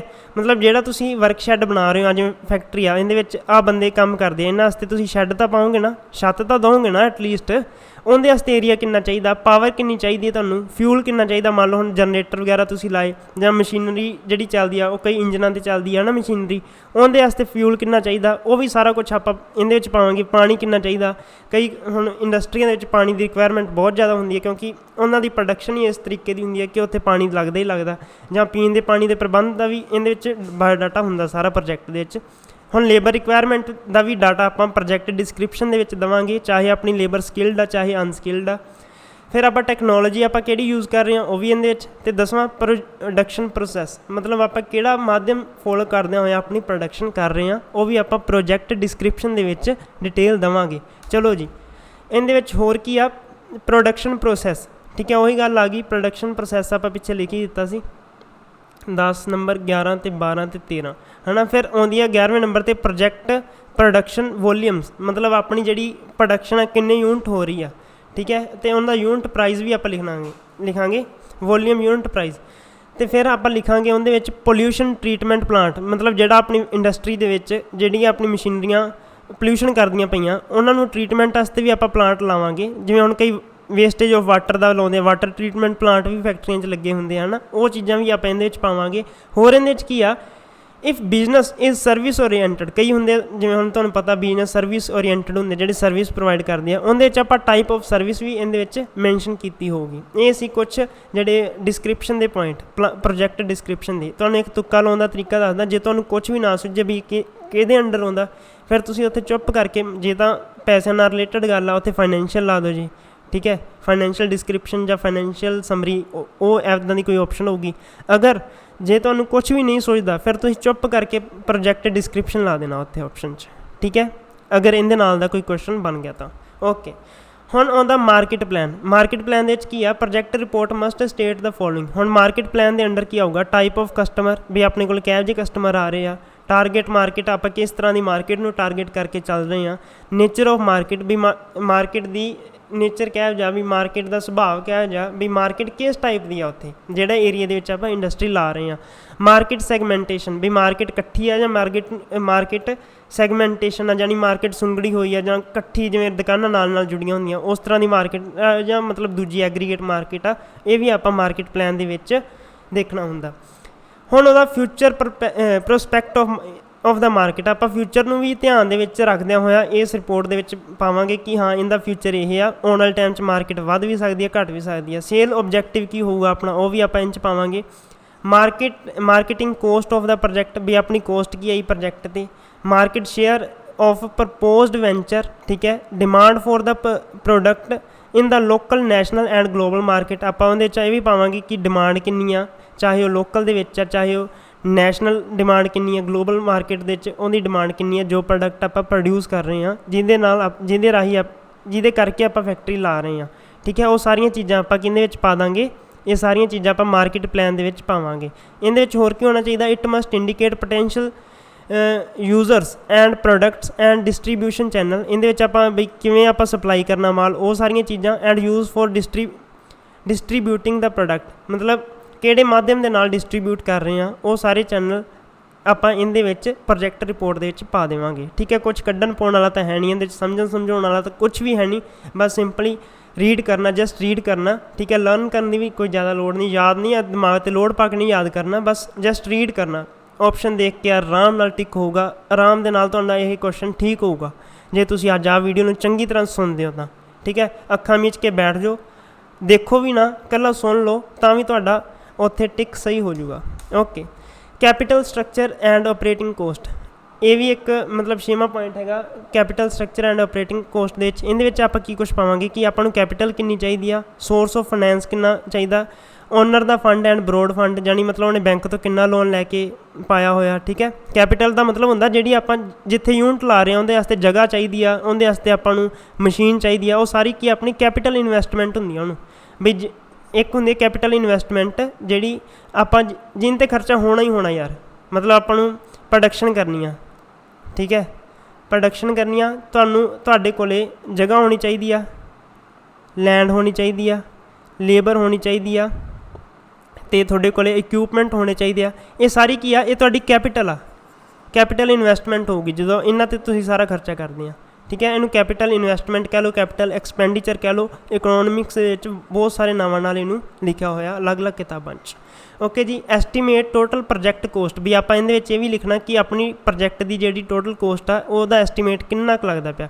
ਮੁੱਕਦੀ ਗੱਲ ਇਹ ਆ ਕਿ ਜੇ ਤੁਸੀਂ ਇੰਡਸਟਰੀ ਲਈ ਜਗ੍ਹਾ ਖਰੀਦਦੇ ਹੋ ਤਾਂ ਉਹਦਾ ਬਾਇਓਡਾਟਾ ਪ੍ਰੋਜੈਕਟ ਰਿਪੋਰਟ ਵਿੱਚ ਹੋਣਾ ਚਾਹੀਦਾ, ਵੀ ਜਿੱਥੇ ਵੀ ਜਗ੍ਹਾ ਖਰੀਦਦੇ ਹੋ ਜਾਂ ਜੋ ਵੀ ਤੁਸੀਂ ਇੰਡਸਟਰੀ ਲਈ ਇਨੀਸ਼ੀਅਲ ਤੌਰ 'ਤੇ ਜਿਹੜਾ ਤੁਹਾਡਾ ਪੈਸਾ ਲੱਗਣਾ ਹੀ ਲੱਗਣਾ, ਉਹ ਤੁਸੀਂ ਕੀ ਆ capital structure and operating cost 'ਤੇ ਲਾਓਗੇ, ਠੀਕ ਹੈ। ਜਿਹੜਾ ਤੁਹਾਡੀ ਆਪਦੀ ਜੇਬ 'ਚ ਲੱਗਿਆ ਯਾਰ, ਠੀਕ ਹੈ, ਉਹ ਗੱਲ ਛੱਡੋ ਕਿ ਬਾਅਦ 'ਚ ਇਹਦਾ ਆ ਜਾਣਾ। ਇੱਕ ਵਾਰੀ ਜਿਹੜਾ ਤੁਹਾਡੀ ਜੇਬ 'ਚ ਇੱਕ ਵਾਰੀ ਤਾਂ ਐਟਲੀਸਟ ਗਿਆ ਨਾ, ਉਹ ਤੁਹਾਡਾ ਆ ਜਾਊਗਾ capital structure and operating cost. ਹੁਣ ਆਪਰੇਟਿੰਗ ਕੋਸਟ ਜਿਵੇਂ ਸਪੋਜ਼ ਕਰ, ਮੈਂ ਛੋਟੀ ਜਿਹੀ ਐਗਜ਼ਾਮਪਲ ਲੈਣਾ ਹੁੰਦਾ, ਫੋਟੋਗ੍ਰਾਫੀ ਦੀ ਦੁਕਾਨ ਆ, ਠੀਕ ਹੈ। ਤੁਸੀਂ ਕਹਿੰਦੇ ਆ ਉਹਨੇ ਤਾਂ 50 ਰੁਪਏ ਲੈ ਲਿਆ, ਉਹਦਾ ਕੀ ਲੱਗਿਆ, ਉਹਦਾ ਪੇਪਰ ਲੱਗਿਆ ਭਾਈ, ਉਹਦੀ ਸ਼ਾਹੀ ਲੱਗੀ ਆ, ਉਹਦੀ ਇੰਕ ਲੱਗੀ ਹੈ, ਇੰਕ ਬਹੁਤ ਮਹਿੰਗੀ ਆ, ਪੇਪਰ ਬਹੁਤ ਮਹਿੰਗਾ ਹੈਗਾ, ਠੀਕ ਹੈ। ਇੱਦਾਂ ਕਰਕੇ ਮਤਲਬ ਆਪਰੇਟਿੰਗ ਕੋਸਟ ਵੀ ਇਹਦੇ ਵਿੱਚ ਆ ਜਾਂਦੀ ਆ। ਓਕੇ, ਇਹ ਵੀ ਇੱਕ ਤਰ੍ਹਾਂ ਦੀ ਆਪਣੀ ਕੀ ਹੈ ਕੈਪੀਟਲ ਇਨਵੈਸਟਮੈਂਟ ਹੀ ਆ, ਠੀਕ ਹੈ। Okay, management plan. ਹੁਣ ਮੈਨੇਜਮੈਂਟ ਪਲਾਨ ਦੇ ਵਿੱਚ ਆਪਾਂ ਕੀ ਕੁਛ ਪਾ ਸਕਦੇ ਹਾਂ, ਇਹਦੇ ਵਿੱਚ ਬਿਜ਼ਨਸ ਐਕਸਪੀਰੀਅੰਸ ਪਾ ਸਕਦੇ ਹਾਂ, ਬਈ ਆਪਣਾ ਬਿਜ਼ਨਸ ਐਕਸਪੀਰੀਅੰਸ ਕਿੰਨੇ ਦਾ, of promoters of the business, ਜਿਹੜੇ ਬਿਜ਼ਨਸ ਨੂੰ ਪ੍ਰਮੋਟ ਕਰ ਰਹੇ ਆ, ਠੀਕ ਹੈ, ਜਿਹੜੇ ਬੰਦੇ ਆਪਾਂ ਪ੍ਰਮੋਟ ਕਰਨ 'ਤੇ ਲਾਏ ਹੋਏ ਆ, ਉਹਨਾਂ ਦਾ ਜਿਹੜਾ ਐਕਸਪੀਰੀਅੰਸ ਕਿੰਨੇ ਸਾਲ ਪੁਰਾਣੇ ਆ ਉਹ। ਫਿਰ ਉਹਦੀ detail about the management team, ਠੀਕ ਹੈ। ਮੈਨੇਜਮੈਂਟ ਟੀਮ ਦੀ ਡਿਟੇਲ ਆਪਾਂ ਇਹਦੇ ਵਿੱਚ ਪਾਵਾਂਗੇ ਮੈਨੇਜਮੈਂਟ ਪਲਾਨ 'ਚ। ਫਿਰ duties and responsibility of team members, ਵੀ ਟੀਮ ਦੇ ਜਿਹੜੇ ਆਪਣੇ ਮੈਂਬਰ ਆ ਉਹਨਾਂ ਦੀ ਕੀ ਡਿਊਟੀ ਬਣਦੀ ਹੈ, ਕੀ ਰਿਸਪੋਂਸੀਬਿਲਿਟੀ ਬਣਦੀ ਆ, ਠੀਕ ਹੈ। ਫਿਰ ਲਾਵਾਂਗੇ current personnel need of the organisation, ਆਪਣੀ ਹੋਰ ਪਰਸੋਨਲਾਂ ਦੀ, ਹੋਰ ਲੋਕਾਂ ਦੀ, ਜਿਹੜੇ ਹੋਰ ਆਪਾਂ ਵਰਕਰ ਰੱਖਣੇ ਆ ਉਹਨਾਂ ਦੀ ਕਿੰਨੀ ਨੀਡ ਆ, ਠੀਕ ਹੈ, ਕਿਹੜੇ ਕਿਹੜੇ ਮਹਿਕਮੇ 'ਚ ਆਪਾਂ ਕਿਹੜੇ ਬੰਦੇ ਰੱਖਣੇ ਆ, ਉਹ ਆਪਾਂ ਇਹਦੇ ਵਿੱਚ ਮੈਨੇਜਮੈਂਟ ਪਲਾਨ 'ਚ ਪਾਵਾਂਗੇ। Method of managing the business, ਵੀ ਆਪਾਂ ਬਿਜ਼ਨਸ ਨੂੰ ਪੂਰੇ ਤਰੀਕੇ ਨੂੰ ਮੈਨੇਜ ਕਿਵੇਂ ਕਰਨਾ, ਉਹਦੀ ਵੀ ਆਪਾਂ ਇੱਕ ਰਿਪੋਰਟ ਤਿਆਰ, ਇਸ ਰਿਪੋਰਟ ਦੇ ਵਿੱਚ ਹੀ ਡਿਟੇਲ ਸਾਰੀ ਪਾਵਾਂਗੇ। ਫਿਰ ਆਉਂਦੀ ਹੈ plan of hiring and training personnel, ਮਤਲਬ ਉਹਨਾਂ ਨੂੰ ਫਿਰ ਆਪਾਂ ਪਲਾਨ ਦੇਖਦੇ ਹਾਂ ਕਿ ਹਾਂ ਆਪਾਂ ਕਿੰਨੀ ਕੁ ਲੇਬਰ ਆਪਾਂ ਹਾਇਰ ਕਰਨੀ ਹੈ, ਕਿੰਨੇ ਕੁ ਬੰਦੇ ਆਪਾਂ ਭਰਤੀ ਕਰਨੇ ਆਪਦੇ ਕੋਲੇ, ਅਤੇ ਉਹਨਾਂ ਨੂੰ ਕਿਵੇਂ ਟ੍ਰੇਨਿੰਗ ਦੇਣੀ ਆ, ਉਹ ਸਾਰੀ ਚੀਜ਼ ਮੈਨੇਜਮੈਂਟ ਪਲਾਨ 'ਚ ਲਿਖੀ ਜਾਂਦੀ ਆ। ਫਿਰ programs and policy of management, ਫਿਰ ਆਪਾਂ ਉਹਨਾਂ ਨਾਲ ਰਿਲੇਟਡ ਜੋ ਵੀ ਪ੍ਰੋਗਰਾਮ ਅਤੇ ਪੋਲਿਸੀਜ਼ ਹੈਗੀਆਂ ਉਹਨਾਂ ਨੂੰ ਜੇ ਸਮਝਾਉਣੀਆਂ ਹੁੰਦੀਆਂ ਉਹ ਵੀ ਮੈਨੇਜਮੈਂਟ ਪਲਾਨ ਦੇ ਵਿੱਚ ਹੀ ਆਉਂਦੀ ਆ। ਆਪਣੇ ਬਿਜ਼ਨਸ ਨਾਲ ਰਿਲੇਟਡ ਵੀ ਜਿਹੜੇ ਆਪਾਂ ਪ੍ਰੋਗਰਾਮ ਜਾਂ ਪੋਲਿਸੀਜ਼ ਘੜਦੇ ਹਾਂ ਆਉਣ ਵਾਲੇ ਟਾਈਮ 'ਚ, ਵੀ ਹਾਂ ਆਪਾਂ ਐਂ ਕਰਾਂਗੇ, ਆਪਾਂ ਇਹਨੂੰ ਐਂ ਲੈ ਕੇ ਚੱਲਾਂਗੇ, ਉਹ ਵੀ ਕੀ ਆ ਮੈਨੇਜਮੈਂਟ ਪਲਾਨ ਦੇ ਵਿੱਚ ਆਊਗਾ। ਫਿਰ ਆਉਂਦਾ ਜੀ ਫਾਈਨੈਂਸ਼ੀਅਲ ਐਕਸਪੈਕਟ, ਮੈਂ ਤੁਹਾਨੂੰ ਪਹਿਲਾਂ ਵੀ ਦੱਸਿਆ ਸੀ ਜਿਹੜੀ ਵੀ ਪੈਸੇ ਨਾਲ ਰਿਲੇਟਡ ਤੁਹਾਡੇ ਮਨ 'ਚ ਆਉਂਦੀ ਆ ਉੱਥੇ ਵੀ ਤੁਹਾਨੂੰ ਕੁਐਸਚਨ ਪੁੱਛਿਆ ਜਾਵੇ ਵੀ ਹਾਂ ਬਈ ਆਹ ਦੱਸੋ ਜੀ, ਅਤੇ ਤੁਸੀਂ ਜੇ ਤੁਹਾਨੂੰ ਨਾ ਔੜੇ ਕੋਈ ਚੱਕਰ ਨਹੀਂ, ਤੁਸੀਂ ਫਾਈਨੈਂਸ਼ੀਅਲ ਐਕਸਪੈਕਟ ਭੜਕਾਇਆ ਹੋ ਜੇ, ਕੀ ਹੋ ਜੂਗਾ, ਵੱਧ ਤੋਂ ਵੱਧ ਤੁਹਾਡੇ 80% ਚਾਂਸ ਆ ਵੀ ਉਹ ਠੀਕ ਹੋ ਜੂਗਾ, ਬਟ 20% ਚਾਂਸ ਆ ਵੀ ਉਹ ਹੋਰਾਂ ਦੇ ਵਿੱਚ, ਜਿਵੇਂ ਆਪਾਂ ਪੜ੍ਹੇ ਆ, ਜਿਵੇਂ ਹੈ ਨਾ ਪਹਿਲਾਂ ਜਿਵੇਂ ਡਿਸਕ੍ਰਿਪਸ਼ਨ ਦੇ ਵਿੱਚ ਵੀ ਆਉਂਦਾ ਮਾੜਾ ਮੋਟਾ, ਜਿਵੇਂ ਉਹ ਵੰਡਿਆ ਹੋਇਆ ਸੀ ਵੀ ਤੁਹਾਡੀ ਆਪਦੀ ਜਗ੍ਹਾ ਜਾਂ ਉਹਨਾਂ ਦੀ ਨਾਲ ਸਾਂਝੀ ਪਾਈ ਆ, ਹੈ ਨਾ, ਤੁਸੀਂ ਉਹਦੇ ਵਿੱਚ ਫਿਰ ਤੁਸੀਂ ਉੱਥੇ ਉਲਝ ਸਕਦੇ ਹੋ, ਪਰ ਤੁਸੀਂ ਬਾਹਲਾ ਨਹੀਂ ਉਲਝਣਾ, ਇੱਕ ਵਾਰੀ ਜਸਟ ਰੀਡ ਕਰਨਾ, ਵੀਡੀਓ ਨੂੰ 1 ਤੋਂ 2 ਵਾਰ ਸੁਣਨਾ, ਬਸ ਹੋਰ ਕੁਛ ਨਹੀਂ, ਨਥਿੰਗ ਐਲਸ। ਇਹ ਟੋਪਿਕ 'ਚ ਨਾ ਕੁਛ ਕੱਢਣ ਨੂੰ ਨਾ ਪਾਉਣ ਨੂੰ, ਬਸ ਸਿੱਧਾ ਰੀਡਿੰਗ ਆ ਯਾਰ। ਇਨ ਆਰਡਰ ਟੂ ਜੱਜ ਦਾ ਪ੍ਰੋਫਿਟੇਬਿਲਿਟੀ, ਮਤਲਬ ਆਪਾਂ ਆਪਦੀ ਹੁਣ ਪ੍ਰੋਫਿਟੇਬਿਲਿਟੀ ਨੂੰ ਜੱਜ ਕਰਨਾ ਆਫ ਦਾ ਬਿਜ਼ਨਸ, ਇਹ project report and loss account and balance sheet must be presented, ਮਤਲਬ ਆਪਣਾ ਫਿਰ ਇੱਕ ਬੈਲੈਂਸ ਸ਼ੀਟ ਹੁੰਦੀ ਆ ਇਕੋਨਮਿਕਸ ਵਾਲਿਆਂ ਨੂੰ, ਜਿਨ੍ਹਾਂ ਨੇ BCom ਵਗੈਰਾ ਕੀਤੀ ਉਹਨਾਂ ਨੂੰ ਤਾਂ ਇਹ ਸਾਰੀਆਂ ਚੀਜ਼ਾਂ ਉਹੀ ਨੋਰਮਲ ਜਿਹੀਆਂ ਲੱਗਣਗੀਆਂ, ਜਿਨ੍ਹਾਂ ਹੁਣ ਮੇਰੇ ਵਰਗਿਆਂ ਨੂੰ ਨੋਨ ਮੈਡੀਕਲ ਵਗੈਰਾ ਵਾਲਿਆਂ ਨੂੰ ਥੋੜ੍ਹਾ ਜਿਹਾ ਔਖਾ ਲੱਗੂਗਾ, ਠੀਕ ਹੈ। ਤਾਂ ਬੈਲੈਂਸ ਸ਼ੀਟਾਂ ਉਹਨਾਂ ਨੂੰ ਬਣਾਉਣੀਆਂ ਚਾਹੀਦੀਆਂ। ਬੈਲੈਂਸ ਸ਼ੀਟਾਂ ਦਾ ਮਤਲਬ ਹੁੰਦਾ ਵੀ ਉਹਨਾਂ 'ਤੇ ਪੂਰੇ ਡਿਟੇਲ ਡਿਸਕ੍ਰਿਪਸ਼ਨ ਹੁੰਦੀ ਆ ਵੀ ਹਾਂ ਸਾਡਾ ਇੰਨੇ ਦੀ ਸੇਲ ਹੋਈ, ਇੰਨੀ ਸਾਡੀ ਕੋਸਟ ਲੱਗੀ, ਉਹ ਬੈਲੈਂਸ ਸ਼ੀਟਾਂ ਉਹ ਹੁੰਦੀਆਂ, ਠੀਕ ਹੈ। ਉੱਥੋਂ ਉਹ ਕਹਿੰਦੇ ਅੰਦਾਜ਼ਾ ਲਾਉਣਾ, ਤੁਸੀਂ ਉੱਥੋਂ ਜੱਜ ਕਰਨਾ ਕਿ ਤੁਹਾਡਾ ਪ੍ਰੋਫਿਟ ਕਿੰਨਾ ਹੋਇਆ, ਲੋਸ ਕਿੰਨਾ ਹੋਇਆ। ਓਕੇ, ਐਸਟੀਮੇਟ ਸੇਲ, ਆਪਾਂ ਇਹਦੇ ਵਿੱਚ ਫਾਈਨੈਂਸ਼ੀਅਲ ਐਕਸਪੈਕਟ ਵਿੱਚ ਹੋਰ ਕੀ ਲਿਖਾਂਗੇ, ਬਸ ਇਹਦੇ ਵਿੱਚ ਯਾਰ ਸੇਲ ਨਾਲ ਰਿਲੇਟਡ ਅਤੇ ਪ੍ਰੋਫਿਟ ਨਾਲ ਰਿਲੇਟਡ ਹੀ ਡਾਟਾ ਇਹਦੇ ਵਿੱਚ ਪਾਵਾਂਗੇ, ਕਿੰਚ ਫਾਈਨੈਂਸ਼ੀਅਲ ਐਕਸਪੈਕਟ ਦੇ ਵਿੱਚ, ਠੀਕ ਹੈ। Estimated sale, cost of production, ਇਹਦੇ ਵਿੱਚ ਕੋਸਟ ਆਫ ਪ੍ਰੋਡਕਸ਼ਨ ਵੀ ਪਾਵਾਂਗੇ, ਠੀਕ ਹੈ, cost of production and gross profit, net profit. Gross ਅਤੇ ਨੈਟ ਦੇ ਵਿੱਚ ਮੈਂ ਤੁਹਾਨੂੰ ਡਿਫਰੈਂਸ ਪਹਿਲਾਂ ਵਾਲੀ ਪੁਰਾਣੀ ਵੀਡੀਓ ਦੱਸਤਾ ਸੀਗਾ, ਗਰੋਸ ਵੱਡਾ ਹੁੰਦਾ ਨੈਟ ਨਾਲੋਂ, ਠੀਕ ਹੈ। Okay, likely to be earned by the proposal unit, ਠੀਕ ਹੈ, ਇਹ ਸਾਰਾ ਕੁਛ ਆਪਾਂ ਇਹਦੇ ਵਿੱਚ ਪਾ ਦੇਵਾਂਗੇ। ਫਿਰ ਆਉਂਦੀ ਹੈ ਟੈਕਨੀਕਲ ਐਕਸਪੈਕਟ, ਜਿਹੜੇ ਆਪਾਂ ਟੈਕਨੀਕਲ ਪਰਸਨ ਰੱਖਣੇ ਆ, ਮਸ਼ੀਨਾਂ ਨੂੰ ਚਲਾਉਣ ਵਾਲੇ ਬੰਦੇ ਰੱਖਣੇ ਆ, ਜਾਂ ਹੋਰ ਵੀ ਚੀਜ਼ਾਂ ਰੱਖਣੀਆਂ, ਹੈ ਨਾ, ਉਹਦੇ ਨਾਲ ਰਿਲੇਟਡ ਜਿਹੜਾ ਵੀ ਡਾਟਾ ਹੋਊਗਾ ਟੈਕਨੀਕਲ ਐਕਸਪੈਕਟ ਦੇ ਵਿੱਚ ਆ ਜਾਊਗਾ। ਇਹ ਕੀ ਕਹਿੰਦਾ, project report provide information about the technology, ਜਿਹੜੀ ਆਪਾਂ ਟੈਕਨੋਲੋਜੀ ਯੂਜ਼ ਕਰਨੀ ਹੈ, and technical aspect of project, ਵੀ ਉਹ ਪ੍ਰੋਜੈਕਟ ਜਿਹੜੇ ਆਪਾਂ ਵਿੱਢਾਂਗੇ, ਠੀਕ ਹੈ, ਅਤੇ ਟੈਕਨੋਲੋਜੀ ਜਿਹੜੀ ਆਪਾਂ ਯੂਜ਼ ਕਰਾਂਗੇ ਉਹ ਕਿਹਦੇ ਵਿੱਚ ਆ ਜੂਗੀ, ਟੈਕਨੀਕਲ ਐਸਪੈਕਟ ਦੇ ਵਿੱਚ ਆ ਜੂਗੀ। It covers information on technology selected, ਠੀਕ ਹੈ, ਉਹੀ ਗੱਲ ਆ ਗਈ ਨਾ ਵੀ ਜਿਹੜੀ ਆਪਾਂ ਟੈਕਨੋਲੋਜੀ ਸਿਲੈਕਟ ਕੀਤੀ ਆ ਉਹਦੇ ਦੁਆਰਾ ਉਹ ਵਾਲੀ ਇਨਫੋਰਮੇਸ਼ਨ ਨੂੰ ਕੀ ਆ ਕਵਰ ਕਰੂਗਾ ਇਹ, ਫੋਰ ਦਾ ਪ੍ਰੋਜੈਕਟ, ਠੀਕ ਹੈ। Production process, capacity of machinery, pollution control plant et cetera, ਜਿੰਨੇ ਵੀ ਯਾਰ ਟੈਕਨੀਕਲ ਕੰਮ ਹੋਣਗੇ, ਟੈਕਨੀਕਲ ਮਸ਼ੀਨਾਂ ਹੋਣਗੇ, ਟੈਕਨੀਕਲ ਪ੍ਰੋਜੈਕਟ ਹੋਣਗੇ, ਠੀਕ ਹੈ, ਉਹ ਆਪਾਂ ਯੂਨਿਟਾਂ ਬਾਰੇ ਸਾਰਾ ਕੁਛ ਇਹਦੇ ਵਿੱਚ ਪਾ ਦੇਣਾ। ਕਿਹਦੇ ਵਿੱਚ ਪਾ ਦੇਣਾ, ਟੈਕਨੀਕਲ ਐਸਪੈਕਟ ਦੇ ਵਿੱਚ ਪਾ ਦੇਵਾਂਗੇ। ਫਿਰ ਆਉਂਦਾ ਜੀ ਪ੍ਰੋਜੈਕਟ ਇੰਪਲੀਮੈਂਟੇਸ਼ਨ, ਹੁਣ ਆਪਾਂ ਪ੍ਰੋਜੈਕਟ ਲਗਾ ਲਿਆ, ਹੁਣ ਆਪਾਂ ਪ੍ਰੋਜੈਕਟ ਨੂੰ ਸਹੀ ਤਰੀਕੇ ਨਾਲ ਇੰਪਲੀਮੈਂਟ ਕਿਵੇਂ ਕਰਨਾ। ਇਹਦੇ 'ਚ ਕਹਿੰਦੇ ਆ ਮਸਟ, ਇਹਦੇ ਵਿੱਚ ਕੀ ਹੋਣਾ ਚਾਹੀਦਾ, ਮਸਟ ਡਰਾਜ਼, ਠੀਕ ਹੈ, ਜਾਂ ਮਸਟ ਇਨਕਲੂਡ ਕਹਿ ਲਓ, ਟਾਈਮ ਟੇਬਲ ਆਪਣਾ ਪ੍ਰੋਜੈਕਟ ਦਾ ਪੂਰੀ ਤਰੀਕੇ ਨਾਲ ਆਪਾਂ, ਹਾਂ ਹੁਣ ਆਪਾਂ ਪ੍ਰੋਜੈਕਟ ਲਾ ਚੁੱਕੇ ਹਾਂ, ਪ੍ਰੋਜੈਕਟ ਨੂੰ ਸਹੀ ਤਰੀਕੇ ਨਾਲ ਇੰਪਲੀਮੈਂਟ ਕਰਨ ਦਾ ਸਭ ਤੋਂ ਵੱਡਾ ਇਹੀ ਹੁੰਦਾ ਇੱਕ ਜਿਹੜਾ ਕਲਿਊ ਇਹੀ ਆ ਕਿ ਤੁਸੀਂ ਟਾਈਮ ਟੇਬਲ ਨੂੰ ਪ੍ਰੀਪੇਅਰ ਕਰੋ। ਪ੍ਰੋਜੈਕਟ ਜਿਹੜਾ ਹੁਣ ਤੁਸੀਂ ਚਲਾਉਣਾ ਵਧੀਆ ਤਰੀਕੇ ਨਾਲ ਅਗਰ ਤੁਸੀਂ ਚਲਾਉਣਾ ਚਾਹੁੰਦੇ ਹੋ ਤੁਹਾਨੂੰ ਟਾਈਮ ਟੇਬਲ ਬਣਾਉਣਾ ਪਊਗਾ। It must indicate the time within the activities involved establishing the enterprise can be completed. ਇਹਦੇ ਵਿੱਚ ਇਹ ਵੀ ਤੁਸੀਂ ਮੈਂਸ਼ਨ ਕਰਨਾ ਕਿ ਹਾਂ ਵੀ ਇਹ ਵਾਲਾ ਸਾਡਾ ਕੰਮ ਇੰਨੇ ਟਾਈਮ 'ਚ ਪੂਰਾ ਹੋ ਜਾਊਗਾ। ਟਾਈਮ ਟੇਬਲ ਦਾ ਮਤਲਬ ਇਹ ਹੀ ਨਹੀਂ ਹੁੰਦਾ ਕਿ ਅੱਜ ਦੀ ਡੇਟ ਵਿੱਚ ਕੀ ਕਰਨਾ, ਇਹਦੇ ਵਿੱਚ ਇਹ ਵੀ ਹੁੰਦਾ ਕਿ ਇਹ ਅੱਜ ਦੇ ਇੰਨੇ ਵਜੇ ਤੋਂ ਲੈ ਕੇ ਇੰਨੇ ਵਜੇ ਤੱਕ ਇਹ ਵਾਲਾ ਕੰਮ ਹੋ ਜਾਣਾ ਚਾਹੀਦਾ। ਓਕੇ ਜੀ, ਇਹ ਹੈਗਾ ਪ੍ਰੋਜੈਕਟ ਇੰਪਲੀਮੈਂਟੇਸ਼ਨ ਦਾ under part. Okay, social responsibility, ਹੁਣ ਤੁਹਾਡੀ ਜ਼ਿੰਮੇਵਾਰੀਆਂ ਕੀ ਬਣਦੀਆਂ ਲੋਕਾਂ ਨੂੰ ਲੈ ਕੇ, ਸੋਸ਼ਲ ਰਿਸਪੋਂਸੀਬਿਲਿਟੀ ਉਹਦਾ ਵੀ ਡਾਟਾ ਆਪਾਂ ਇਹਦੇ ਵਿੱਚ ਮੈਂਸ਼ਨ ਕਰਾਂਗੇ ਪ੍ਰੋਜੈਕਟ ਰਿਪੋਰਟ। ਫਿਰ ਤੁਸੀਂ ਕਹੋਗੇ ਪ੍ਰੋਜੈਕਟ ਰਿਪੋਰਟ ਨਾ ਹੋ ਗਈ, ਫਿਰ ਤਾਂ ਇਹ ਤਾਂ ਹੋਰ ਹੀ ਕੁਛ ਹੋ ਗਿਆ ਹੈ ਨਾ, ਬਟ ਨਹੀਂ, ਇਹ ਵੱਡੀਆਂ ਇੰਡਸਟਰੀਆਂ ਵਾਲਿਆਂ ਨੂੰ ਕਰਨਾ ਹੀ ਪੈਂਦਾ, ਪ੍ਰੋਜੈਕਟ ਰਿਪੋਰਟ ਆਪਦੀ ਤਿਆਰ ਕਰਨੀ ਹੀ ਪੈਂਦੀ ਆ, ਠੀਕ ਹੈ, ਫਿਰ ਹੀ ਉਹ ਆਪਦਾ ਸਹੀ ਤਰ੍ਹਾਂ ਗਰੋਥ ਕਰ ਸਕਦੇ। ਨਹੀਂ ਤਾਂ ਅਗਰ ਉਹ ਬਿਨਾਂ ਪਲੈਨਿੰਗ ਤੋਂ ਇਹ ਕਰਨ, ਇੱਕ ਤਰ੍ਹਾਂ ਦੀ ਪਲੈਨਿੰਗ ਹੀ ਹੈ ਨਾ, ਪਲੈਨਿੰਗ ਹੀ ਆ ਆਪਦਾ ਵੀ ਕੰਮ ਅਸੀਂ ਕਿਵੇਂ ਢਾਂਚਾ ਕਰਨਾ। ਜੇ ਉਹ ਪਲੈਨਿੰਗ ਨਾ ਕਰਨ ਫਿਰ ਤਾਂ ਕੋਈ ਕਿਸੇ ਦਾ ਮੂੰਹ ਇੱਧਰ ਨੂੰ ਹੋਊਗਾ, ਕਿਸੇ ਦਾ ਮੂੰਹ ਇੱਧਰ ਨੂੰ ਹੋਊਗਾ, ਕੋਈ ਪ੍ਰੋਪਰ ਪਲੈਨਿੰਗ ਨਾ ਹੋਈ ਕਿ ਉਹ ਕੰਮ ਚੱਲ ਪਾਊਗਾ, ਨਹੀਂ ਨਾ। ਸੋ ਇਹਨਾਂ ਨੂੰ ਪਲੈਨਿੰਗ ਪਹਿਲਾਂ ਕਰਨੀ ਪੈਂਦੀ ਆ ਕਿ ਹਾਂ ਹੁਣ ਅਸੀਂ ਐਡਾ ਵੱਡਾ ਕੰਮ ਵਿੱਢਣ ਤਾਂ ਲੱਗੇ ਹਾਂ, ਇਹਦੇ ਵਾਸਤੇ ਆਪਣਾ ਫਿਊਚਰ ਕੀ ਆ, ਇੱਥੇ ਆਪਣਾ ਜੇ ਫੈਕਟਰੀ ਇੰਨੇ ਪੈਸੇ ਕਰੋੜਾਂ ਰੁਪਏ ਲਾ ਕੇ ਅਸੀਂ ਫੈਕਟਰੀ ਲਾ ਲਈ ਤਾਂ ਕੱਲ੍ਹ ਨੂੰ ਸਾਡਾ ਪੈਸਾ ਡੁੱਬਦਾ ਤਾਂ ਨਹੀਂ, ਸਾਰੀ ਪਲੈਨਿੰਗ ਕਰਨੀ ਪੈਂਦੀ ਆ। ਇਹਦੇ ਲਈ ਤਾਂ ਪ੍ਰੋਜੈਕਟ ਰਿਪੋਰਟ ਆਪਾਂ ਤਿਆਰ ਕਰਦੇ ਹਾਂ, ਠੀਕ ਹੈ। ਹੁਣ ਆਉਂਦੀ ਹੈ social responsibility. The proposed unit draw input from the society, hence the contribution of the society in form of employment, income, export and infrastructure output also indicate on the project report। ਇਹਦੇ ਵਿੱਚ ਕੀ ਕਹਿੰਦੇ ਆ ਬਈ ਹੁਣ ਤੁਸੀਂ society ਦੀ responsibility, ਤੁਹਾਡੇ ਸਿਰ 'ਤੇ ਸੋਸਾਇਟੀ ਪ੍ਰਤੀ ਕੀ ਰਿਸਪੋਂਸੀਬਿਲਿਟੀ ਬਣਦੀ ਆ, ਤੁਸੀਂ ਕੀ ਕਰਨਾ, ਕਹਿੰਦੇ ਇੰਪਲੋਇਮੈਂਟ ਜਨਰੇਟ ਕਰਨੀ ਆ। ਹਾਂ, ਉਹ ਵੀ ਆਪਾਂ ਪ੍ਰੋਜੈਕਟ ਰਿਪੋਰਟ ਵਿੱਚ ਲਿਖਾਂਗੇ ਕਿ ਹਾਂ ਬਈ ਅਸੀਂ ਇੰਨੀ ਇੰਪਲੋਇਮੈਂਟ ਜਨਰੇਟ ਕਰਾਂਗੇ ਇਸ ਯੂਨਿਟ ਦੇ ਨਾਲ, ਇੰਨੀ ਇਨਕਮ ਜਨਰੇਟ ਹੋਊਗੀ, ਠੀਕ ਹੈ, ਇੰਨੇ ਸਾਡੇ ਐਕਸਪੋਰਟ ਹੋਣਗੇ, ਇੰਨਾ ਅਸੀਂ ਖਰਚਾ ਕਰਾਂਗੇ ਇਨਫਰਾਸਟਰਕਚਰ, ਇੰਨੀਆਂ ਅਸੀਂ ਬਈ ਆਪਦੇ ਮਹੱਲਾ ਜਿਹੜਾ ਗਲੀ ਮਹੱਲੇ ਵਿੱਚ ਜਿੱਥੇ ਵੀ ਅਸੀਂ ਫੈਕਟਰੀ ਲਾ ਰਹੇ ਹਾਂ, ਜਿਹੜੇ ਰੋਡ 'ਤੇ ਅਸੀਂ ਲਾ ਰਹੇ ਹਾਂ ਉਹਦਾ ਆਸਾ ਪਾਸਾ ਅਸੀਂ ਵਧੀਆ ਸਵਾਰ ਕੇ ਰੱਖਾਂਗੇ, ਇਨਫਰਾਸਟਰਕਚਰ 'ਚ ਆ ਗਿਆ, ਲਾਈਟਾਂ ਟੂਟਾਂ ਵਧੀਆ ਲਵਾ ਕੇ ਰੱਖਾਂਗੇ, ਠੀਕ ਹੈ। ਆਊਟਪੁੱਟ ਆਲਸੋ ਇੰਡੀਕੇਟ ਵੀ ਅਸੀਂ ਉਹ ਵੀ ਦੱਸਾਂਗੇ ਵੀ ਸਾਡੀ ਆਊਟਪੁੱਟ ਕਿੰਨੀ ਜਨਰੇਟ ਹੋਈ ਹੈ, ਕਿੰਨੀ ਇਨਪੁੱਟ ਦੇ ਨਾਲ। ਉਹ ਸਾਰੀ ਆਪਣੀ ਸੋਸ਼ਲ ਰਿਸਪੋਂਸੀਬਿਲਿਟੀ ਬਣਦੀ ਹੈ ਕਿ ਆਪਣੀ ਲੋਕਾਂ ਪ੍ਰਤੀ ਕੀ ਜ਼ਿੰਮੇਵਾਰੀ ਹੈ। ਫੈਕਟਰੀ ਦਾ ਇੰਪਲੋਇਰ ਤਾਂ ਅਸੀਂ ਬਣ ਗਏ ਕਿ ਅਸੀਂ ਇੰਪਲੋਈਜ਼ ਰੱਖਾਂਗੇ, ਕਿੰਨੇ ਰੱਖਾਂਗੇ, ਉਹ ਸਾਰੀ ਕੀ ਆ ਸੋਸ਼ਲ ਰਿਸਪੋਂਸੀਬਿਲਿਟੀ ਦੇ ਅੰਡਰ ਆ ਜਾਂਦੀ ਆ। ਹੁਣ ਕਈ ਵਾਰ ਤੁਹਾਨੂੰ ਉੱਥੇ ਕੁਐਸਚਨ ਇਹ ਵੀ ਲਿਖਿਆ ਆ ਸਕਦਾ ਕਿ ਫਿਜ਼ੀਬਿਲਿਟੀ ਸਟੱਡੀ ਰਿਪੋਰਟ ਅਤੇ ਡਿਟੇਲਡ ਪ੍ਰੋਜੈਕਟ ਰਿਪੋਰਟ, ਇਹਨਾਂ ਦੋਵਾਂ ਵਿਚਕਾਰ ਡਿਫਰੈਂਸ ਕੀ ਆ। ਪਹਿਲਾਂ ਤਾਂ ਆਪਾਂ ਇਹ ਸਮਝੀਏ ਕਿ ਹੁੰਦੀ ਕੀ ਆ। ਡਿਟੇਲ ਪ੍ਰੋਜੈਕਟ ਰਿਪੋਰਟ ਹੁਣ ਤੱਕ ਆਪਾਂ ਇਹੀ ਦੇਖੀ ਆ ਕਿ it is the complete document for investment, decision making, approval, planning, whether feasibility study report is based document for investment decision making. ਕਹਿੰਦੇ ਆ ਜਿਹੜੀ ਤਾਂ ਡਿਟੇਲ ਪ੍ਰੋਜੈਕਟ ਰਿਪੋਰਟ ਹੁੰਦੀ ਆ ਉਹ ਇੱਕ ਕੰਪਲੀਟ ਡਾਕੂਮੈਂਟ ਆ ਜਿਹਦੇ ਵਿੱਚ ਆਪਾਂ ਸਾਰੇ ਪਲੈਨਿੰਗ ਲਿਖਦੇ ਹਾਂ, ਸਾਰਾ ਕੁਛ ਲਿਖਦੇ ਹਾਂ A to Z, ਠੀਕ ਹੈ। ਜਿਹੜੀ ਫਿਜ਼ੀਬਿਲਿਟੀ ਸਟੱਡੀ ਹੁੰਦੀ ਆ ਉਹ ਇਕੱਲੀ ਬੇਸ ਡਾਕੂਮੈਂਟ ਹੁੰਦਾ, ਇਕੱਲੀ ਇਨਵੈਸਟਮੈਂਟ ਨੂੰ ਸਟੱਡੀ ਕਰਨ ਵਾਸਤੇ। ਇਹਦੇ ਬਾਰੇ ਮੈਂ ਇੱਧਰ ਲਿਖਿਆ, ਠੀਕ ਹੈ, ਉਹ ਸਾਰਾ ਆਪਾਂ ਪੜ੍ਹਦੇ ਕੀ ਹੁੰਦੀ ਆ। ਫਿਜ਼ੀਬਿਲਿਟੀ ਰਿਪੋਰਟ ਹੁੰਦੀ ਆ it is the prepared to support the investment proposal, ਮਤਲਬ ਇਹਦੇ ਵਿੱਚ ਆਪਾਂ ਇਕੱਲੀ ਇਨਵੈਸਟਮੈਂਟ ਬਾਰੇ ਹੀ ਲਿਖਾਂਗੇ ਕਿ ਕਿਹੜੇ ਲੋਕ ਆਪਣੇ ਕੋਲ ਇਨਵੈਸਟ ਕਰਨ ਆ ਰਹੇ ਆ ਜਾਂ ਆਪਾਂ ਕਿੱਥੇ ਇਨਵੈਸਟ ਕਰਦੇ ਪਏ ਹਾਂ, ਠੀਕ ਹੈ।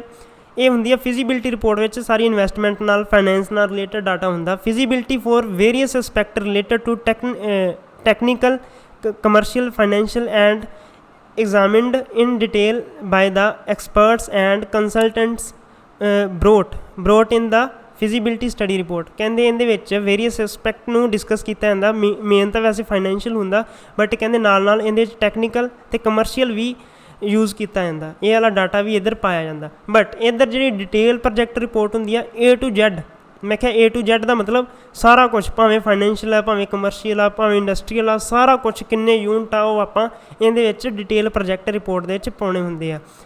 ਹੁਣ ਦੂਜਾ ਪੁਆਇੰਟ ਕੀ ਕਹਿੰਦਾ ਫਿਜ਼ੀਬਿਲਿਟੀ ਦਾ, it is the primary report for the formation of investment proposal. ਇਹਦੇ ਵਿੱਚ ਆਪਾਂ ਮੇਨਲੀ ਤੁਹਾਨੂੰ ਮੈਂ ਪਹਿਲਾਂ ਹੀ ਦੱਸ ਕੇ ਹਟਿਆ, ਇਨਵੈਸਟਮੈਂਟ ਪ੍ਰਪੋਜ਼ਲ ਦੇ ਲਈ ਹੀ ਆਪਾਂ ਮੇਨਲੀ ਇਹ ਫੋਰਮ ਕੀਤੀ ਜਾਂਦੀ ਆ, ਇਹ ਬਣਾਈ ਜਾਂਦੀ ਆ, ਇਹ ਉਹਦੇ ਵਾਸਤੇ ਹੀ ਪ੍ਰਾਇਮਰੀ ਰਿਪੋਰਟ ਦਾ ਕੰਮ ਕਰਦੀ ਆ।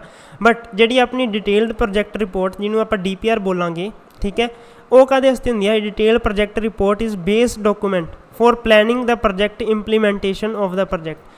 ਇਹਦੇ ਵਿੱਚ ਆਪਾਂ ਪਲੈਨਿੰਗ ਵੀ ਕਰਦੇ ਹਾਂ, ਇਹਦੇ ਵਿੱਚ ਆਪਾਂ ਇੰਪਲੀਮੈਂਟੇਸ਼ਨ ਬਾਰੇ ਵੀ ਦੇਖਦੇ ਹਾਂ। DPR ਦੇ ਵਿੱਚ ਸਾਰਾ ਕੁਛ ਦੇਖਿਆ ਜਾਂਦਾ। ਓਕੇ, ਹੁਣ ਆਪਾਂ ਦੇਖਦੇ ਹਾਂ ਵੱਡੀਆਂ, ਇਹ ਜਿਹੜੀ ਵੀ ਆਪਾਂ ਹੁਣ ਕੀਤੀ ਹੈ ਪ੍ਰੋਜੈਕਟ ਰਿਪੋਰਟ, ਇਹ ਵੱਡੀਆਂ ਫੈਕਟਰੀਆਂ ਵਾਸਤੇ ਸੀ। ਹੁਣ ਆਪਾਂ ਦੇਖਦੇ ਹਾਂ sample project report for small scale industry. ਹੁਣ ਆਪਾਂ ਛੋਟੀਆਂ ਇੰਡਸਟਰੀ ਲਈ ਵੀ ਪ੍ਰੋਜੈਕਟ ਦੀ ਰਿਪੋਰਟ ਆਪਾਂ ਤਿਆਰ ਵੇਖਦੇ ਹਾਂ ਕਿਵੇਂ ਹੁੰਦੀ ਆ। ਇਹਦੇ ਵਿੱਚ ਫੋਰਮੈਟ ਕੀ ਹੁੰਦਾ, the standard format for the preparing the project report for the small scale industry is listed in sequential order below. ਮਤਲਬ ਕਿਹੜੇ ਆਰਡਰ ਦੇ ਵਿੱਚ ਉਹ ਫੋਲੋ ਕੀਤੀ ਜਾਂਦੀ। ਸਭ ਤੋਂ ਪਹਿਲਾ ਪੁਆਇੰਟ ਹੁੰਦਾ ਇੰਟਰੋਡਕਸ਼ਨ ਆਫ ਦਾ ਰਿਸਰਚ, ਮਤਲਬ ਉਹਦੇ ਵਿੱਚ ਡਿਸਕ੍ਰਿਪਸ਼ਨ ਦਿੱਤੀ ਆ ਉਹ ਇੰਡਸਟਰੀ ਦੀ। ਸਮਾਲ ਸਕੇਲ ਸੈਕਟਰ ਉਹਦੇ ਵਿੱਚ ਡਿਫਾਈਨ ਕੀਤੇ ਜਾਣਗੇ। ਆਕਜ਼ਲਰੀ ਸੈਕਟਰਲ ਇੰਟਰਪ੍ਰਾਈਜ਼ਸ ਵੀ ਉਹਦੇ ਵਿੱਚ ਕਿਹੜੇ ਕੰਮ ਕੀਤੇ ਜਾਣਗੇ, ਕਿਹੜੇ ਜਿਹੜੇ ਆ ਉਦਯੋਗ ਲਗਾਏ ਜਾਣਗੇ, ਠੀਕ ਹੈ। Purpose and range of the research, ਵੀ ਸਾਡਾ ਪਰਪਸ ਕੀ ਆ, ਮਕਸਦ ਕੀ ਆ, ਸਾਡੀ ਰੇਂਜ ਕਿੰਨੀ ਕੁ ਰਿਸਰਚ ਕਰਨ ਦੀ।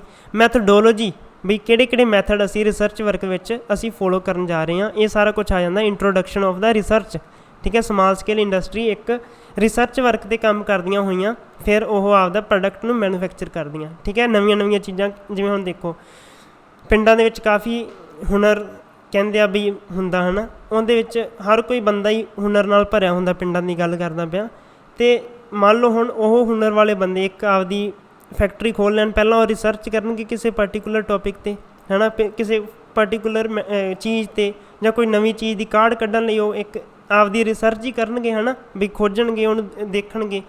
ਉਹ ਹੁੰਦੀ ਆ introduction of research of small scale industry. ਇਹਦੇ ਵਿੱਚ ਸਾਰਾ ਕੁਛ ਉਹੀ ਚੀਜ਼ਾਂ ਆ ਜਾਣਗੀਆਂ। ਓਕੇ, ਪ੍ਰਮੋਸ਼ਨਲ ਆਈਡੀਆਜ਼, ਇਹਦੇ ਵਿੱਚ ਆਪਾਂ ਆਈਡੀਆਜ਼ ਵੀ ਪਾਵਾਂਗੇ and their association to the nature of the industry, ਬਈ ਆਪਣਾ ਇੰਡਸਟਰੀ ਨਾਲ ਆਪਣੇ ਆਈਡੀਆਜ਼ ਦਾ ਕੀ ਤਾਲੁਕਾਤ ਆ, ਉਹ ਆਪਾਂ ਸਾਰੀ ਡਿਟੇਲ ਇਹਦੇ ਵਿੱਚ ਪਾਵਾਂਗੇ। ਦੂਜੇ ਪੁਆਇੰਟ 'ਚ ਕੀ ਕਹਿੰਦਾ, ਕੰਟੈਂਪਰੇਰੀ ਪਰਸੈਪਸ਼ਨ ਆਫ ਐਡਵਰਟਾਈਜ਼ਿੰਗ, ਠੀਕ ਹੈ। ਫਿਰ ਦੂਜੇ ਨੰਬਰ 'ਤੇ ਆਉਂਦਾ ਪ੍ਰਮੋਸ਼ਨਲ ਮੈਥਡ, ਬਈ ਆਪਾਂ ਕਿਹੜਾ ਮੈਥਡ ਯੂਜ਼ ਕਰਾਂਗੇ ਪ੍ਰਮੋਸ਼ਨ ਵਾਸਤੇ। ਸਰਵਿਸ ਸੈਕਟਰ, ਇਹਦੇ ਵਿੱਚ ਆਪਾਂ ਕਿਹੜੀ ਸਰਵਿਸ ਦੇ ਰਹੇ ਹਾਂ, ਉਹ ਸਾਰੇ ਕੁਛ ਚੀਜ਼ਾਂ ਡਿਫਾਈਨ ਹੋਣਗੀਆਂ। ਹੋਰ ਕਿਹੜੀਆਂ ਚੀਜ਼ਾਂ ਇਹ 'ਚ ਡਿਫਾਈਨ ਹੁੰਦੀਆਂ, demand variable of several kind of product, ਠੀਕ ਹੈ ਜੀ। ਸਮਝ ਲੱਗ ਗਈ ਬਹੁਤ ਅੱਛੇ ਤਰੀਕੇ ਨਾਲ। ਓਕੇ, ਤੀਜੇ ਨੰਬਰ 'ਤੇ ਹੁੰਦਾ ਬ੍ਰੇਕ ਈਵਨ ਅਸੈਸਮੈਂਟ। ਇਹ ਕੀ ਹੁੰਦਾ ਜੀ, ਬ੍ਰੇਕ ਈਵਨ ਅਸੈਸਮੈਂਟ ਦੇ ਵਿੱਚ ਆਪਾਂ ਕਾਈਂਡ ਆਫ ਵੈਲਿਊ, ਆਪਣੀ ਚੀਜ਼ ਦੀ ਵੈਲਿਊ ਕਿੰਨੀ ਕੁ, ਚੀਜ਼ ਦੀ ਜਿਹੜੀ ਵੈਲਿਊ ਆ ਉਹਦੀ ਕਿਹੜੀ ਕਿਸਮ ਆ, ਠੀਕ ਹੈ। ਆਪਾਂ ਉਹ ਸਾਰੀਆਂ ਚੀਜ਼ਾਂ ਇਹਦੇ ਵਿੱਚ ਪਾਵਾਂਗੇ। ਚੀਫ ਟੈਕਨੀਕਸ ਐਂਡ ਕੋਸਟਿੰਗ, ਆਪਾਂ ਕਿਹੜੀ ਚੀਜ਼ ਕਿਹੜੀ ਮੁੱਖ ਤਕਨੀਕ ਆਪਾਂ ਯੂਜ਼ ਕਰ ਰਹੇ ਹਾਂ, ਕਿਹੜੀ ਮੁੱਖ ਤਕਨੀਕ ਆਪਾਂ ਯੂਜ਼ ਕਰ ਰਹੇ ਹਾਂ ਅਤੇ ਉਹਦੀ ਆਪਣੀ ਕੋਸਟ ਕਿੰਨੀ ਲੱਗੀ, ਉਹ ਵੀ ਸਾਰਾ ਕੁਛ ਬ੍ਰੇਕ ਈਵਨ ਅਸੈਸਮੈਂਟ 'ਚ ਆ ਜੂ। ਫਿਰ ਹੁੰਦਾ break even ideas and costing, ਜਿਹੜੇ ਆਪਣੇ ਆਈਡੀਆ ਆਪਾਂ ਜਿਹੜੇ ਘੜੇ ਆ ਉਹਨਾਂ 'ਤੇ ਆਪਣੀ ਕਿੰਨੀ ਕੋਸਟ ਆ ਰਹੀ ਆ, ਵੀ ਆਪਾਂ ਹੁਣ ਆਈਡੀਆ 'ਤੇ ਵਰਕ ਤਾਂ ਕਰਨਾ ਹੀ ਪਊ ਨਾ, ਵਰਕ ਕਰਨ ਵਾਸਤੇ ਆਪਾਂ ਨੂੰ ਇਨਵੈਸਟਮੈਂਟ ਕਰਨੀ ਪੈਂਦੀ ਆ। ਓਕੇ, ਫਿਰ ਆਉਂਦਾ ਹੁਣ ਡਰਾਬੈਕਸ। ਹੁਣ ਕਈ ਵਾਰ ਐਂ ਹੁੰਦਾ ਆਪਣੇ ਆਈਡੀਆ ਫੇਲ ਵੀ ਹੋ ਜਾਂਦੇ ਆ, ਆਪਣੇ ਮਤਲਬ ਸਮਾਲ ਸਕੇਲ ਇੰਡਸਟਰੀਆਂ ਫੇਲ ਵੀ ਹੋ ਜਾਂਦੀਆਂ। ਕਿਉਂਕਿ ਉਹਦੇ ਵਿੱਚ ਕਈ ਵਾਰ ਆਪਣੇ ਜਿਹੜੇ ਆਈਡੀਆਜ਼ ਹੁੰਦੇ ਆ ਉਹ ਵਰਕ ਨਹੀਂ ਕਰ ਪਾਉਂਦੇ, ਠੀਕ ਹੈ। ਇਹਦੇ ਵਿੱਚ ਆਪਾਂ ਲਿਖਾਂਗੇ ਡਰਾਬੈਕ ਕੀ ਹੁੰਦੇ, ਫੰਡਾਮੈਂਟਲ ਆਫ ਇਨੀਸ਼ੀਏਟਿੰਗ ਆਫ, ਸਭ ਤੋਂ ਪਹਿਲਾਂ ਤਾਂ ਇਹੀ ਲਿਖਣਾ ਹੁੰਦਾ ਵੀ ਆਪਾਂ ਸਮਾਲ ਸਕੇਲ ਇੰਡਸਟਰੀ ਸ਼ੁਰੂ ਕਦੋਂ ਕੀਤੀ ਸੀ, ਫਿਰ ਸਾਨੂੰ ਇਹਦਾ ਡਰਾਬੈਕ ਕੀ ਲੱਗਿਆ। ਫਿਰ ਰੀਜ਼ਨ ਆਫ ਕੰਪਨੀ ਫੇਲੂਅਰ, ਬਈ ਅਸੀਂ ਫੇਲ ਕਿਉਂ ਹੋਏ, ਉਹਦਾ ਰੀਜ਼ਨ ਵੀ ਆਪਾਂ ਪ੍ਰੋਜੈਕਟ ਰਿਪੋਰਟ ਵਿੱਚ ਲਿਖਾਂਗੇ। Explanation for dealing with financial crunch, ਠੀਕ ਹੈ। ਮਤਲਬ ਸਾਡੀ ਜਿਹੜੀ ਫਾਈਨੈਂਸ਼ੀਅਲ ਕਰੰਚ, ਜਾਣੀ ਜਿੱਥੋਂ ਵੀ ਅਸੀਂ ਲੋਨ ਲਿਆ ਜਾਂ ਕਿਤੋਂ ਵੀ ਅਸੀਂ ਫਾਈਨੈਂਸ਼ੀਅਲ ਸਹਾਇਤਾ ਲਈ, ਉਹਦੇ ਨਾਲ ਸਾਡੀ ਡੀਲਿੰਗ ਕਿਵੇਂ ਦੀ ਸੀਗੀ, ਉਹ ਵੀ ਆਪਾਂ ਇਹਦੇ ਵਿੱਚ drawback of small scale industry ਵਿੱਚ ਲਿਖਾਂਗੇ। ਫਿਰ ਪੰਜਵੇਂ ਨੰਬਰ 'ਤੇ ਰਿਪੋਰਟ ਦੇ ਫੋਰਮੈਟ ਵਿੱਚ ਇਹ ਵੀ ਆਉਂਦਾ ਮੈਨੇਜਮੈਂਟ ਸਕਿੱਲ, ਬਈ ਸਾਡੇ ਕੋਲ ਕਿੰਨੇ ਸਕਿੱਲ ਵਰਕਰ ਸੀ, ਠੀਕ ਹੈ। Additional SIDO service, small scale industry development organisation ਦੀਆਂ ਸਰਵਿਸਿਜ਼ ਕਿੰਨੀਆਂ ਸੀ, fiscal data, okay. Technical support, ਇਹਦੇ ਵਿੱਚ ਹੋਰ ਆ ਜਾਂਦਾ ਕੁਆਲਿਟੀ ਇਨਹੈਂਸਮੈਂਟ ਐਂਡ ਐਨਾਲਾਈਸਿਸ, ਅਸੀਂ ਕਿੰਨੀ ਕੁ ਕੁਆਲਿਟੀ ਨੂੰ ਇਨਹੈਂਸ ਕੀਤਾ, ਕਿੰਨਾ ਕੁ ਉਹਦਾ ਐਨਾਲਾਈਸਿਸ ਕੀਤਾ, ਸਾਰਾ ਕੁਛ ਮੈਨੇਜਮੈਂਟ ਸਕਿੱਲ ਦੇ ਵਿੱਚ ਆ ਜੂਗਾ। ਓਕੇ ਜੀ। ਹੋਰ ਕੀ ਆਉਂਦਾ, ਫਿਸਕਲ ਏਡ ਆ ਜਾਂਦੀ ਆ, ਐਕਸਰਸਾਈਜ਼ ਐਕਸਕਲੂਜ਼ਨ ਅਲਾਊਂਸ ਆ ਜਾਂਦੇ ਆ, ਵੀ ਭੱਤੇ ਆ ਜਾਂਦੇ ਆ। ਓਕੇ, ਅਪਗ੍ਰੇਡ ਪਲਾਨ, ਵੀ ਅਸੀਂ ਆਪਦੇ ਪਲਾਨਾਂ ਨੂੰ ਕਿੰਨਾ ਕੁ ਜ਼ਿਆਦਾ ਉੱਪਰ ਲੈ ਕੇ ਗਏ। ਗੌਰਮੈਂਟ ਸਟੋਰ ਪ੍ਰੋਕਿਓਰਮੈਂਟ ਪਲਾਂਟ, ਮਤਲਬ ਜਿਹੜਾ ਅਸੀਂ ਪ੍ਰੋਡਕਸ਼ਨ ਕੀਤੀ ਉਹ ਕਿਹੜੇ ਕਿਹੜੇ ਗੋਦਾਮ ਦੇ ਵਿੱਚ ਅਸੀਂ ਸੰਭਾਲੀ, ਠੀਕ ਹੈ। ਉਹ ਹੁੰਦੀ ਆ ਪ੍ਰੋਕਿਓਰਮੈਂਟ ਪਲਾਂਟ, ਕਿਹੜੇ ਹੁੰਦੇ ਆ ਗੋਦਾਮ, ਠੀਕ ਹੈ। ਗੌਰਮੈਂਟ ਸਟੋਰ ਪ੍ਰੋਕਿਓਰਮੈਂਟ ਪਲਾਂਟ ਕਿਹੜੇ ਆ, ਜਿਵੇਂ ਹੁਣ ਗੋਦਾਮ ਹੋ ਗਏ, ਠੀਕ ਹੈ। ਉਹਨਾਂ ਵਿੱਚ ਉਹਦੀ ਡਿਟੇਲ ਵੀ ਆਪਾਂ ਦੇਣੀ ਹੁੰਦੀ ਹੈ। ਫਿਰ ਆਪਾਂ 6ਵੇਂ ਨੰਬਰ 'ਤੇ ਕਨਕਲੂਜ਼ਨ ਦੇਣੇ ਹੁੰਦੇ ਆ। 7ਵੇਂ ਨੰਬਰ 'ਤੇ ਰੈਫਰੈਂਸ, ਬਈ ਅਸੀਂ ਡਾਟਾ ਆਪਦਾ ਕਿੱਥੋਂ ਕਿਹੜੇ ਬੰਦਿਆਂ ਤੋਂ ਲਿਆ ਡਾਟਾ, ਉਹਨਾਂ ਦੇ ਨਾਮ ਵਗੈਰਾ ਅਤੇ ਐਡਰੈਸ ਵਗੈਰਾ ਲਿਖਣੇ ਹੁੰਦੇ ਆ। ਫਿਰ ਬਿਬਲੀਓਗ੍ਰਾਫੀ ਦੇ ਵਿੱਚ ਵੀ ਆਪਾਂ ਫਿਨਿਸ਼ ਕਰ ਦੇਣਾ ਹੁੰਦਾ ਸਾਰਾ ਕੁਛ, ਆਪਾਂ ਇੱਕ ਸਮਰਾਈਜ਼ਡ ਵਰਜ਼ਨ ਉਹਦੀ ਦੇ ਦੇਣੀ ਹੁੰਦੀ ਆ। ਓਕੇ ਜੀ, ਇਹ ਸੀ ਆਪਣੀ ਸਮਾਲ ਸਕੇਲ ਇੰਡਸਟਰੀ ਦੀ ਪ੍ਰੋਜੈਕਟ ਰਿਪੋਰਟ। ਅਤੇ ਇੱਕ ਜਿਹੜੀ ਆਪਾਂ ਪ੍ਰੋਜੈਕਟ ਰਿਪੋਰਟ ਗੱਲ ਕੀਤੀ ਆ, ਹੁਣ ਇੱਕ ਡਿਟੇਲ ਪ੍ਰੋਜੈਕਟ ਰਿਪੋਰਟ ਦੀ ਗੱਲ ਕੀਤੀ ਆ, ਫਿਜ਼ੀਬਿਲਿਟੀ ਸਟੱਡੀ ਰਿਪੋਰਟ ਦੀ ਵੀ ਗੱਲ ਇਸੇ ਵੀਡੀਓ ਦੇ ਵਿੱਚ ਹੀ ਆਪਾਂ ਕੀਤੀ ਆ। ਹੁਣ ਆਪਾਂ DPR ਬਾਰੇ ਥੋੜ੍ਹਾ ਜਿਹਾ ਹੋਰ ਦੇਖ ਲੈਂਦੇ ਹਾਂ। ਡਿਟੇਲ ਪ੍ਰੋਜੈਕਟ ਰਿਪੋਰਟ ਕੀ ਕਹਿੰਦਾ, ਇਹਦਾ ਮੀਨਿੰਗ ਕੀ ਆ। ਆਪਾਂ ਵੇਖਿਆ ਸੀ ਨਾ, it is the complete description, ਇੱਕ ਪੇਜ ਹੁੰਦਾ ਵੀ ਜਿਹਦੇ ਵਿੱਚ ਸਾਰੀ ਕੁਛ A to Z ਰਿਪੋਰਟ ਲਿਖੀ ਹੁੰਦੀ ਆ। ਅਸਲੀ ਮੀਨਿੰਗ ਕੀ ਆ, after the planning and designing the part of the project, ਜਿਹੜੀ ਆਪਾਂ ਨੋਰਮਲ ਪ੍ਰੋਜੈਕਟ ਰਿਪੋਰਟ ਤਿਆਰ ਕਰ ਲਈ, ਠੀਕ ਹੈ। ਹੁਣ ਆਪਾਂ ਇੱਕ ਪਲੈਨਿੰਗ ਤਿਆਰ ਕਰ ਲਈ, ਹੁਣ ਆਪਾਂ ਇੱਕ ਹੁੰਦਾ ਜਿਵੇਂ ਆਪਾਂ ਕੱਚੇ ਪੇਜ 'ਤੇ ਕੁਛ ਲਿਖ ਲੈਂਦੇ ਹਾਂ। ਹੁਣ ਦੂਜੇ ਆਪਾਂ ਉਹੀ ਕੰਮ ਪੱਕਾ ਕਰਨਾ ਹੋਵੇ ਤਾਂ ਆਪਾਂ ਅਸਟਾਮ 'ਤੇ ਲਿਖ ਲੈਂਦੇ ਹਾਂ ਕਿ ਹਾਂ ਹੁਣ ਸਾਡਾ ਸਾਰਾ ਕੁਝ ਸਹੀ ਆ, ਹੁਣ ਆਪਾਂ ਅਸਟਾਮ ਬਣਾ ਲਈਏ, ਉਹ ਹੁੰਦਾ ਪੱਕਾ ਕੰਮ। ਕਹਿੰਦੇ ਹੁਣ ਤੁਸੀਂ ਪਲੈਨਿੰਗ ਤਾਂ ਕਰ ਲਈ, ਡਿਜ਼ਾਈਨ ਵੀ ਕਰ ਲਿਆ, ਹੁਣ ਤੁਹਾਡਾ ਕੰਮ ਆ, ਹੁਣ ਤੁਸੀਂ ਇੱਕ ਡਿਟੇਲ ਪ੍ਰੋਜੈਕਟ ਰਿਪੋਰਟ ਤਿਆਰ ਕਰ ਲਓ, ਜਾਣੀ ਪੱਕੀ ਤਿਆਰ ਕਰ ਲਓ ਵੀ ਹੁਣ ਤੁਸੀਂ ਉਹਦੇ 'ਤੇ ਵਰਕ ਕਰਨਾ। Detail project report is a very expensive and elaborative outline of the project. ਇਹ ਵੀ ਬਹੁਤ ਜ਼ਿਆਦਾ ਮਹਿੰਗੀ ਹੁੰਦੀ ਆ। ਹੁਣ ਜਿਹੜਾ ਬੰਦਾ ਪੱਕਾ ਕਰੂਗਾ ਉਹ ਪੈਸੇ ਪੂਸੇ ਤਾਂ ਚੰਗੇ ਲੈਂਦਾ, ਖੈਰ, ਕਿਉਂਕਿ ਹੁਣ ਕਿੱਥੇ ਤਾਂ ਉਹਨੇ ਕੱਚੀ ਜਿਹੀ ਪਲੈਨਿੰਗ ਕਰ ਲਈ, ਕਿੱਥੇ ਹੁਣ ਜਿਹੜਾ ਬੰਦਾ ਆਪਦੇ ਪੱਕੇ ਕਾਗਜ਼ 'ਤੇ ਲਿਖ ਕੇ ਦਊਗਾ ਉਹ ਵੀ ਆਪਦੇ ਦਿਮਾਗ ਨਾਲ ਥੋੜ੍ਹਾ ਬਹੁਤਾ ਉਹਦੇ 'ਚ ਥੋੜ੍ਹੀ ਬਹੁਤੀ ਉਹਦੇ 'ਚ ਐਡਜਸਟਮੈਂਟ ਕਰੂਗਾ ਹੈ ਨਾ, ਵੀ ਆਹ ਭਾਈ ਤੇਰੀ ਪਲੈਨਿੰਗ ਇੱਥੋਂ ਥੋੜ੍ਹੀ ਜਿਹੀ ਆਏ ਜਿਹਾ ਇੱਥੋਂ ਆਏਗਾ, ਫਿਰ ਉਹ ਵੀ ਆਪਦਾ ਦਿਮਾਗ ਖਪਾਈ ਕਰੂ ਅਤੇ ਉਹ ਵੈਰੀ ਜ਼ਿਆਦਾ ਐਕਸਪੈਂਸਿਵ ਹੁੰਦੀ ਹੈ, ਬਹੁਤ ਐਕਸਪੈਂਸਿਵ ਹੁੰਦੀ ਆ। ਪ੍ਰੋਜੈਕਟ ਵਿੱਚ include essential information such the resources and task to be carried out the order to make the project into the success। ਵੀ ਆਪਾਂ ਆਪਦੇ ਜਿਹੜੇ ਪ੍ਰੋਜੈਕਟ ਨੂੰ ਸਕਸੈਸ ਵੱਲ ਕਿਵੇਂ ਲੈ ਕੇ ਜਾਣਾ, ਉਹ ਸਾਰੀ ਜਿਹੜੀ ਡਿਟੇਲ ਆ, ਉਹ ਸਾਰਾ ਜਿਹੜਾ ਬਾਇਓਡਾਟਾ ਉਹ ਕਿਹਦੇ ਵਿੱਚ ਸਟੋਰ ਹੁੰਦਾ, ਉਹ ਸਟੋਰ ਹੁੰਦਾ ਡਿਟੇਲਡ ਪ੍ਰੋਜੈਕਟ ਰਿਪੋਰਟ ਵਿੱਚ। ਜੇ ਇਕੱਲੀ ਪ੍ਰੋਜੈਕਟ ਰਿਪੋਰਟ ਆ ਜੇ ਤਾਂ ਉਹਦੇ ਵਿੱਚ ਜ਼ਿਆਦਾ ਐਕਸਪੈਂਸਿਵ ਨਹੀਂ ਹੁੰਦੀ, ਉਹ ਇੱਕ ਤਰ੍ਹਾਂ ਦੀ ਪਲੈਨਿੰਗ ਹੁੰਦੀ ਆ, ਪਲੈਨਿੰਗ ਪੇਪਰ ਹੁੰਦਾ ਉਹ, ਪਰ ਹੁੰਦੀ A to Z ਹੀ ਉਹ ਬਈ ਆਪਾਂ ਐਵੇਂ ਕਰਾਂਗੇ, ਉਹ ਆਪਣੀ ਸਲਾਹ ਹੁੰਦੀ ਆ। ਫਿਰ ਜਦੋਂ ਆਪਾਂ ਕਿਸੇ ਜਿਹੜਾ ਬੰਦਾ ਜਿਹੜਾ ਹੈ ਸੁੱਝਾ ਹੁੰਦਾ ਬੰਦਾ ਇੰਝ ਹੈ ਨਾ, ਹੰਡਿਆ ਵਰਤਿਆ ਬੰਦਾ ਹੁੰਦਾ, ਉਹਦੀ ਸਲਾਹ ਲੈਂਦੇ ਹਾਂ, ਉਹ ਲਿਖਦਾ ਫਿਰ ਡਿਟੇਲ ਪ੍ਰੋਜੈਕਟ ਰਿਪੋਰਟ 'ਚ, ਉਹ ਆਪਦੇ ਦਿਮਾਗ ਨਾਲ ਦੱਸਦਾ ਕਿ ਭਾਈ ਤੇਰੀ ਇੱਥੇ ਗਲਤੀ ਆ, ਤੂੰ ਐਂ ਕਰ ਲਾ, ਤੈਨੂੰ ਸਕਸੈਸ ਫਿਰ ਜਲਦੀ ਮਿਲ ਜੂ ਹੈ ਨਾ। ਫਿਰ ਉਹ ਤਾਂ ਕਰਕੇ ਬਹੁਤ ਜ਼ਿਆਦਾ ਐਕਸਪੈਂਸਿਵ ਹੁੰਦੀ ਆ, ਕਿਉਂਕਿ ਐਕਸਪੀਰੀਅੰਸ ਬੰਦੇ ਦਾ ਐਵੇਂ ਨਹੀਂ ਹੁੰਦਾ, ਐਕਸਪੀਰੀਅੰਸ ਦੀ ਵੀ ਵੈਲਿਊ ਬਹੁਤ ਜ਼ਿਆਦਾ ਹੁੰਦੀ ਆ, ਠੀਕ ਹੈ। Completion of the project within the stipulated period, ਇਹਦੇ ਵਿੱਚ ਲਿਖਿਆ ਹੁੰਦਾ ਵੀ ਤੁਸੀਂ ਇਸ ਪੀਰੀਅਡ ਦੇ ਵਿੱਚ ਤੁਸੀਂ ਆਪਦੀ ਪ੍ਰੋਜੈਕਟ ਨੂੰ ਖ਼ਤਮ ਕਰ ਲੈਣਾ। ਜੇ ਅੱਜ ਤੁਸੀਂ ਬੰਦੇ ਮਿਸਤਰੀ ਲਾ ਲਏ, ਹੁਣ ਤੁਸੀਂ ਐਂ ਨਹੀਂ ਵੀ ਸਾਲ ਦਿਹਾੜੀਏ ਮਿਸਤਰੀ ਲਾਈ ਰੱਖੋ, ਇਹਨਾਂ ਨੂੰ ਤੁਸੀਂ ਇਹ ਟਾਈਮ ਦਿਓ ਕਿ ਸਾਨੂੰ ਇਹ 3 ਮਹੀਨਿਆਂ ਵਿੱਚ ਸਾਡੀ ਇਹ ਫੈਕਟਰੀ ਬਣਨੀ ਚਾਹੀਦੀ ਆ, ਠੀਕ ਹੈ। ਅੱਜ ਕੱਲ੍ਹ ਤਾਂ ਮਹੀਨਿਆਂ ਦੇ ਹਿਸਾਬ ਨਾਲ ਹੀ ਬਣਦੀਆਂ ਫੈਕਟਰੀਆਂ ਹੁਣ, ਠੀਕ ਹੈ। ਪਹਿਲਾਂ ਹੁੰਦਾ ਸੀ ਵੀ ਸਾਲ ਲੱਗ ਜਾਂਦੇ ਫਿਰ ਵੀ ਕੰਮ ਚੱਲੀ ਜਾਂਦਾ ਸੀ, ਪਰ ਅੱਜ ਕੱਲ੍ਹ ਕੰਮ ਇੰਨਾ ਜ਼ਿਆਦਾ ਫਾਸਟ ਹੋ ਗਿਆ, ਠੀਕ ਹੈ। ਤਾਂ ਕਰਕੇ ਹੁਣ ਇਹਨਾਂ ਨੂੰ ਵੀ ਤੁਸੀਂ ਕਹਿਣਾ ਕਿ ਹਾਂ ਬਈ ਸਾਡਾ 2-3 ਮਹੀਨਿਆਂ ਦੇ ਵਿੱਚ ਇਹ ਵਾਲਾ ਸਾਰਾ ਕੁਛ ਹੋ ਜਾਣਾ ਚਾਹੀਦਾ। ਫਿਰ priority to client satisfaction by delivering period. ਹੁਣ ਜੇ ਤੁਸੀਂ ਆਪਦਾ ਪ੍ਰੋਡਕਟ ਮੈਨੂਫੈਕਚਰ ਕਰ ਲਿਆ, ਹੁਣ ਤੁਸੀਂ ਡਿਲੀਵਰ ਕਰਨ ਜਾਓਗੇ ਤਾਂ ਤੁਹਾਡਾ ਜਿਹੜਾ ਗਾਹਕ ਆ ਉਹ ਖੁਸ਼ ਹੋਣਾ ਚਾਹੀਦਾ ਤੁਹਾਡੀ ਡਿਲੀਵਰੀ ਤੋਂ। ਐਂ ਨਹੀਂ ਵੀ ਹੁਣ ਤੁਸੀਂ ਜਿਹੜਾ ਹੁਣ ਦੂਜਾ ਲਿਫਾਫਾ, ਜਿਵੇਂ ਹੁਣ ਸਪੋਜ਼ ਕਰੋ ਹੈ ਨਾ, ਵੱਡੇ ਆਪਾਂ ਸ਼ੋਰੂਮਾਂ 'ਚ ਆਉਂਦੇ ਹਾਂ ਜਾਂ ਕੋਈ ਬ੍ਰੈਂਡਡ ਚੀਜ਼ ਲੈਂਦੇ ਹਾਂ ਤਾਂ ਉਹਨਾਂ ਦੀ ਪੈਕਿੰਗ ਦਾ ਬਹੁਤ ਜ਼ਿਆਦਾ ਫਰਕ ਹੁੰਦਾ। ਨੋਰਮਲ ਜਿਹੜੇ ਹੁਣ ਤੁਸੀਂ ਸੂਟ ਵੇਖੇ ਹੋਣਾ, ਲੇਡੀਜ਼ ਦੇ ਸੂਟ ਹੈ ਨਾ, ਨੋਰਮਲ ਜਿਹੜੇ ਆਉਂਦੇ ਆ ਉਹ ਲਿਫਾਫਾ ਹੁੰਦਾ ਨੋਰਮਲ ਜਿਹਾ ਹੈ ਨਾ। ਅਗਰ ਆਪਾਂ ਉਹੀ ਹਾਈ ਬ੍ਰੈਂਡ ਲਵਾਂਗੇ, ਉਹੀ ਬ੍ਰੈਂਡਡ ਲਵਾਂਗੇ ਤਾਂ ਉਹਨਾਂ ਦੀ ਪੈਕਿੰਗ ਇੱਕ ਵਧੀਆ ਜਿਹੇ ਥੈਲੇ ਵਿੱਚ ਹੁੰਦੀ ਆ, ਜਿਹਦੇ ਉੱਤੇ ਜਿੱਪ ਜਿਹੀ ਲੱਗੀ ਹੁੰਦੀ ਹੈ ਨਾ, ਤੁਸੀਂ ਵੇਖੇ ਹੋਣਾ। ਇੱਦਾਂ ਕਰਕੇ ਜਿਹੜੀ ਪੈਕਿੰਗ ਹੈ ਨਾ, ਪੈਕਿੰਗ ਵੀ ਬਹੁਤ ਜ਼ਿਆਦਾ ਇੰਪੈਕਟ ਪਾਉਂਦੀ ਹੈ ਕਿਹਦੇ 'ਤੇ, ਆਪਣੀ ਜਿਹੜੀ ਇਹਦੇ 'ਤੇ ਮਾਰਕੀਟਿੰਗ 'ਤੇ, ਠੀਕ ਹੈ। First impression is the last impression, English ਦਾ ਮੁਹਾਵਰਾ ਹੈਗਾ, ਠੀਕ ਹੈ। ਤਾਂ ਹੁਣ ਆਪਾਂ ਚੱਲਦੇ ਹਾਂ ਜੀ ਅੱਗੇ। ਫਿਰ ਆਉਂਦੀ ਹੈ completion of the project within the set limit of, ਆਪਾਂ ਉਹਦੇ 'ਚ ਕੋਸਟ ਵੀ ਦੇਖਣੀ ਹੈ ਕਿ ਹਾਂ ਸਾਡੀ ਇੰਨੀ ਕੋਸਟ ਲੱਗਣੀ ਚਾਹੀਦੀ ਆ, ਇਸ ਲਿਮਟ ਨੂੰ ਅਸੀਂ ਕਰੋਸ ਨਹੀਂ ਕਰਾਂਗੇ। ਹੁਣ ਐਂ ਨਹੀਂ ਹੋਵੇ ਕਿ ਤੁਸੀਂ ਬੈਂਕ ਤੋਂ ਲੋਨ ਇੰਨਾ ਚੱਕ ਕੇ ਆਪਦਾ ਕੰਮ ਵਿੱਢੀ ਜਾਓ, ਪ੍ਰੋਜੈਕਟ ਵਿੱਢੀ ਜਾਓ, ਠੀਕ ਹੈ। ਫਿਰ ਉਹ ਆਏ ਆ ਤੁਸੀਂ ਹੁਣ ਜਿਹੜਾ ਪ੍ਰੋਡਕਸ਼ਨ ਕਰੋਗੇ, ਫਿਰ ਤੁਸੀਂ ਤੁਹਾਡੇ ਕੋਲ ਕੈਪੀਟਲ ਦਾ ਜਿੰਨੀ ਵੀ ਹੋਇਆ ਕਰੂਗੀ, ਜਿੰਨੀ ਤੁਹਾਡਾ ਰੈਵਨਿਊ ਜਨਰੇਟ ਹੋਇਆ ਕਰੂਗੀ, ਉਹ ਤੁਸੀਂ ਲੋਨ ਨੂੰ ਭੁਗਤਾਉਣ 'ਤੇ ਲਾ ਦਿਆ ਕਰੋਗੇ। ਤਾਂ ਤੁਸੀਂ ਆਪਦਾ ਐਸਟੀਮੇਟ ਇਹ ਵੀ ਲਾਉਣਾ ਕਿ ਸਾਡੀ ਕਿੰਨੀ ਕੁ ਲਿਮਟ ਆ, ਠੀਕ ਹੈ। ਉਸ ਹਿਸਾਬ ਨਾਲ ਤੁਸੀਂ ਖਰਚਾ ਕਰਨਾ, ਆਪਦੇ ਪੈਰ ਦੇਖ ਕੇ ਚਾਦਰ ਵੇਖ ਕੇ ਪੈਰ ਪਸਾਰਨੇ ਆ, ਠੀਕ ਹੈ। ਫਿਰ ਹੁਣ ਕੰਟੈਂਟ ਕੀ ਹੈ ਡਿਟੇਲ ਪ੍ਰੋਜੈਕਟ ਰਿਪੋਰਟ ਦੇ। ਇਹ detail project report must include the following information, ਕਿਹੜੀਆਂ brief information about the project. ਉਹਦੇ ਵਿੱਚ ਆਪਣੇ ਪ੍ਰੋਜੈਕਟ ਬਾਰੇ ਕੋਈ ਜ਼ਿਆਦਾ ਡਿਟੇਲਡ ਨਹੀਂ ਹੋਊਗੀ, ਬਰੀਫ ਇਨਫੋਰਮੇਸ਼ਨ ਹੋਊਗੀ। ਐਕਸਪੀਰੀਅੰਸ ਐਂਡ ਸਕਿੱਲ ਜ਼ਿਆਦਾ ਹੋਊਗੀ ਉਹਨਾਂ 'ਚ, ਵੀ ਸਾਡਾ ਇਹਦੇ ਵਿੱਚ ਜਿਹੜਾ ਐਕਸਪੀਰੀਅੰਸ ਆ ਦੂਜੇ ਲੋਕਾਂ ਦਾ, ਜਿਹਨੂੰ ਤੋਂ ਆਪਾਂ ਰਿਪੋਰਟ ਬਣਾਵਾਂਗੇ, of the people involved in the promotion of the project. ਉਹਦੀ ਆਪਾਂ ਸਕਿੱਲ ਅਤੇ ਐਕਸਪੀਰੀਅੰਸ ਬਾਰੇ ਜ਼ਿਆਦਾ ਡਿਟੇਲ ਹੋਊਗੀ, ਕਿਉਂਕਿ ਉਹਨਾਂ ਸਿਰ 'ਤੇ ਤਾਂ ਆਪਣਾ ਕੰਮ ਸਕਸੈਸ ਵੱਲ ਜਾਊਗਾ।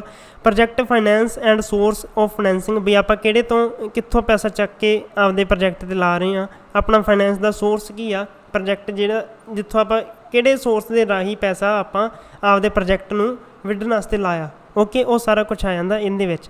ਫਿਰ ਆਉਂਦੀ ਹੈ ਗੌਰਮੈਂਟ ਅਪਰੂਵਲ, ਬਈ ਸਾਨੂੰ ਸਰਕਾਰ ਤੋਂ ਅਪਰੂਵਲ ਮਿਲ ਗਈ, ਠੀਕ ਹੈ, ਸਾਨੂੰ CM ਨੇ ਮੋਹਰ ਲਾ ਕੇ ਭੇਜਤੀ ਕਿ ਨਹੀਂ ਲਾਤੀ, ਉਹ ਵੀ ਆਪਾਂ ਇਹਦੇ ਵਿੱਚ ਐਡ ਕਰ ਲਾਂਗੇ। ਫਿਰ ਰਾ ਮਟੀਰੀਅਲ ਆਪਾਂ ਨੂੰ ਕਿੰਨਾ ਚਾਹੀਦਾ, ਉਹ ਵੀ ਐਡ ਕਰ ਲਾਂਗੇ। Other important detail of the drafted project idea include information about the, ਬਸ ਇਹਦੇ ਵਿੱਚ ਟੀਮ ਬਾਰੇ ਮਾੜਾ ਮੋਟਾ ਦੱਸ ਦਾਂਗੇ, ਬਿਲਡਿੰਗ ਬਾਰੇ ਦੱਸ ਦਾਂਗੇ, ਪਲਾਂਟ ਮਸ਼ੀਨਰੀ ਸਾਰਾ ਕੁਛ ਦੱਸ ਦਾਂਗੇ, ਠੀਕ ਹੈ। ਜਿਹੜੀ ਪ੍ਰੋਜੈਕਟ ਬਾਰੇ ਸਮਰੀ ਐਂ ਦੇ ਦੇਣੀ ਆ ਕਿ ਹਾਂ ਵੀ ਸਾਡੀ ਆਹ ਕੱਪੜਿਆਂ ਦੀ, ਜਿਵੇਂ ਹੁਣ ਕੱਪੜਿਆਂ ਦੀ ਉਹ ਫੈਕਟਰੀ ਲਾਉਣੀ ਆ, ਕੱਪੜਿਆਂ ਦੀ ਫੈਕਟਰੀ, ਬਸ ਇੰਨੀ ਕੁ ਸਮਰੀ ਦੇਤੀ। ਕੱਪੜਿਆਂ ਦੀ ਫੈਕਟਰੀ ਬਾਰੇ ਲਿਖਤਾ ਵੀ ਅਸੀਂ ਇੱਥੇ ਆਹ ਪ੍ਰੋਡਕਸ਼ਨ ਕਰਨ ਜਾ ਰਹੇ ਹਾਂ, ਬਟ ਥੱਲੇ ਇੱਕ ਕਾਲਮ ਬਣਿਆ ਹੋਊਗਾ, ਉਹਦੇ ਵਿੱਚ ਤੁਸੀਂ ਡਿਟੇਲ ਪ੍ਰੋਜੈਕਟ ਡਿਟੇਲ ਦੇਣੀ ਆ ਕਿ ਸਾਡੇ ਕੋਲ 4 ਯੂਨਿਟ ਇਹ ਵਾਲੇ ਆ, ਠੀਕ ਹੈ, 3 ਯੂਨਿਟ ਆਹ ਵਾਲੇ ਆ, ਤੇ ਸਾਡੇ ਕੋਲੇ 100 ਸਿਲਾਈ ਕਢਾਈ ਦੀਆਂ ਮਸ਼ੀਨਾਂ ਤੇ ਇੱਦਾਂ ਐਂ ਕਰਕੇ ਸਾਰਾ ਕੁਛ ਇਹਦੇ ਵਿੱਚ ਯੂਨਿਟ ਦੀ ਡਿਟੇਲ ਸਾਰਾ ਕੁਛ A to Z ਇੰਚ ਵੀ ਦੇਣੀ ਹੁੰਦੀ ਆ, ਪਰ ਜਿਹੜੀ ਸਮਰੀ ਆ ਉਹ ਸ਼ੋਰਟ ਦੇਣੀ ਹੁੰਦੀ ਆ। ਓਕੇ, ਹੁਣ ਡਿਟੇਲ ਪ੍ਰੋਜੈਕਟ ਰਿਪੋਰਟ ਕਾਹਦੇ ਵਿੱਚ ਹੈਲਪ ਕਰਦੀ ਆ? ਆਪਣੀ ਮੈਨੇਜਿੰਗ ਦਾ ਬਜਟ। ਆਪਣਾ ਬਜਟ ਨੂੰ ਆਪਾਂ ਦੇਖ ਸਕਦੇ ਹਾਂ ਵੀ ਹਾਂ ਯਾਰ ਆਪਣਾ ਬਜਟ ਕਿੰਨਾ ਕੁ, ਉਸ ਹਿਸਾਬ ਨਾਲ ਆਪਾਂ ਖਰਚਾ ਪਾਣੀ ਜਿਹੜਾ ਕਰਨਾ ਹੁੰਦਾ ਉਹ ਉਹਦੇ ਵਿੱਚ ਲਿਖਿਆ ਹੁੰਦਾ DPR ਦੇ ਵਿੱਚ।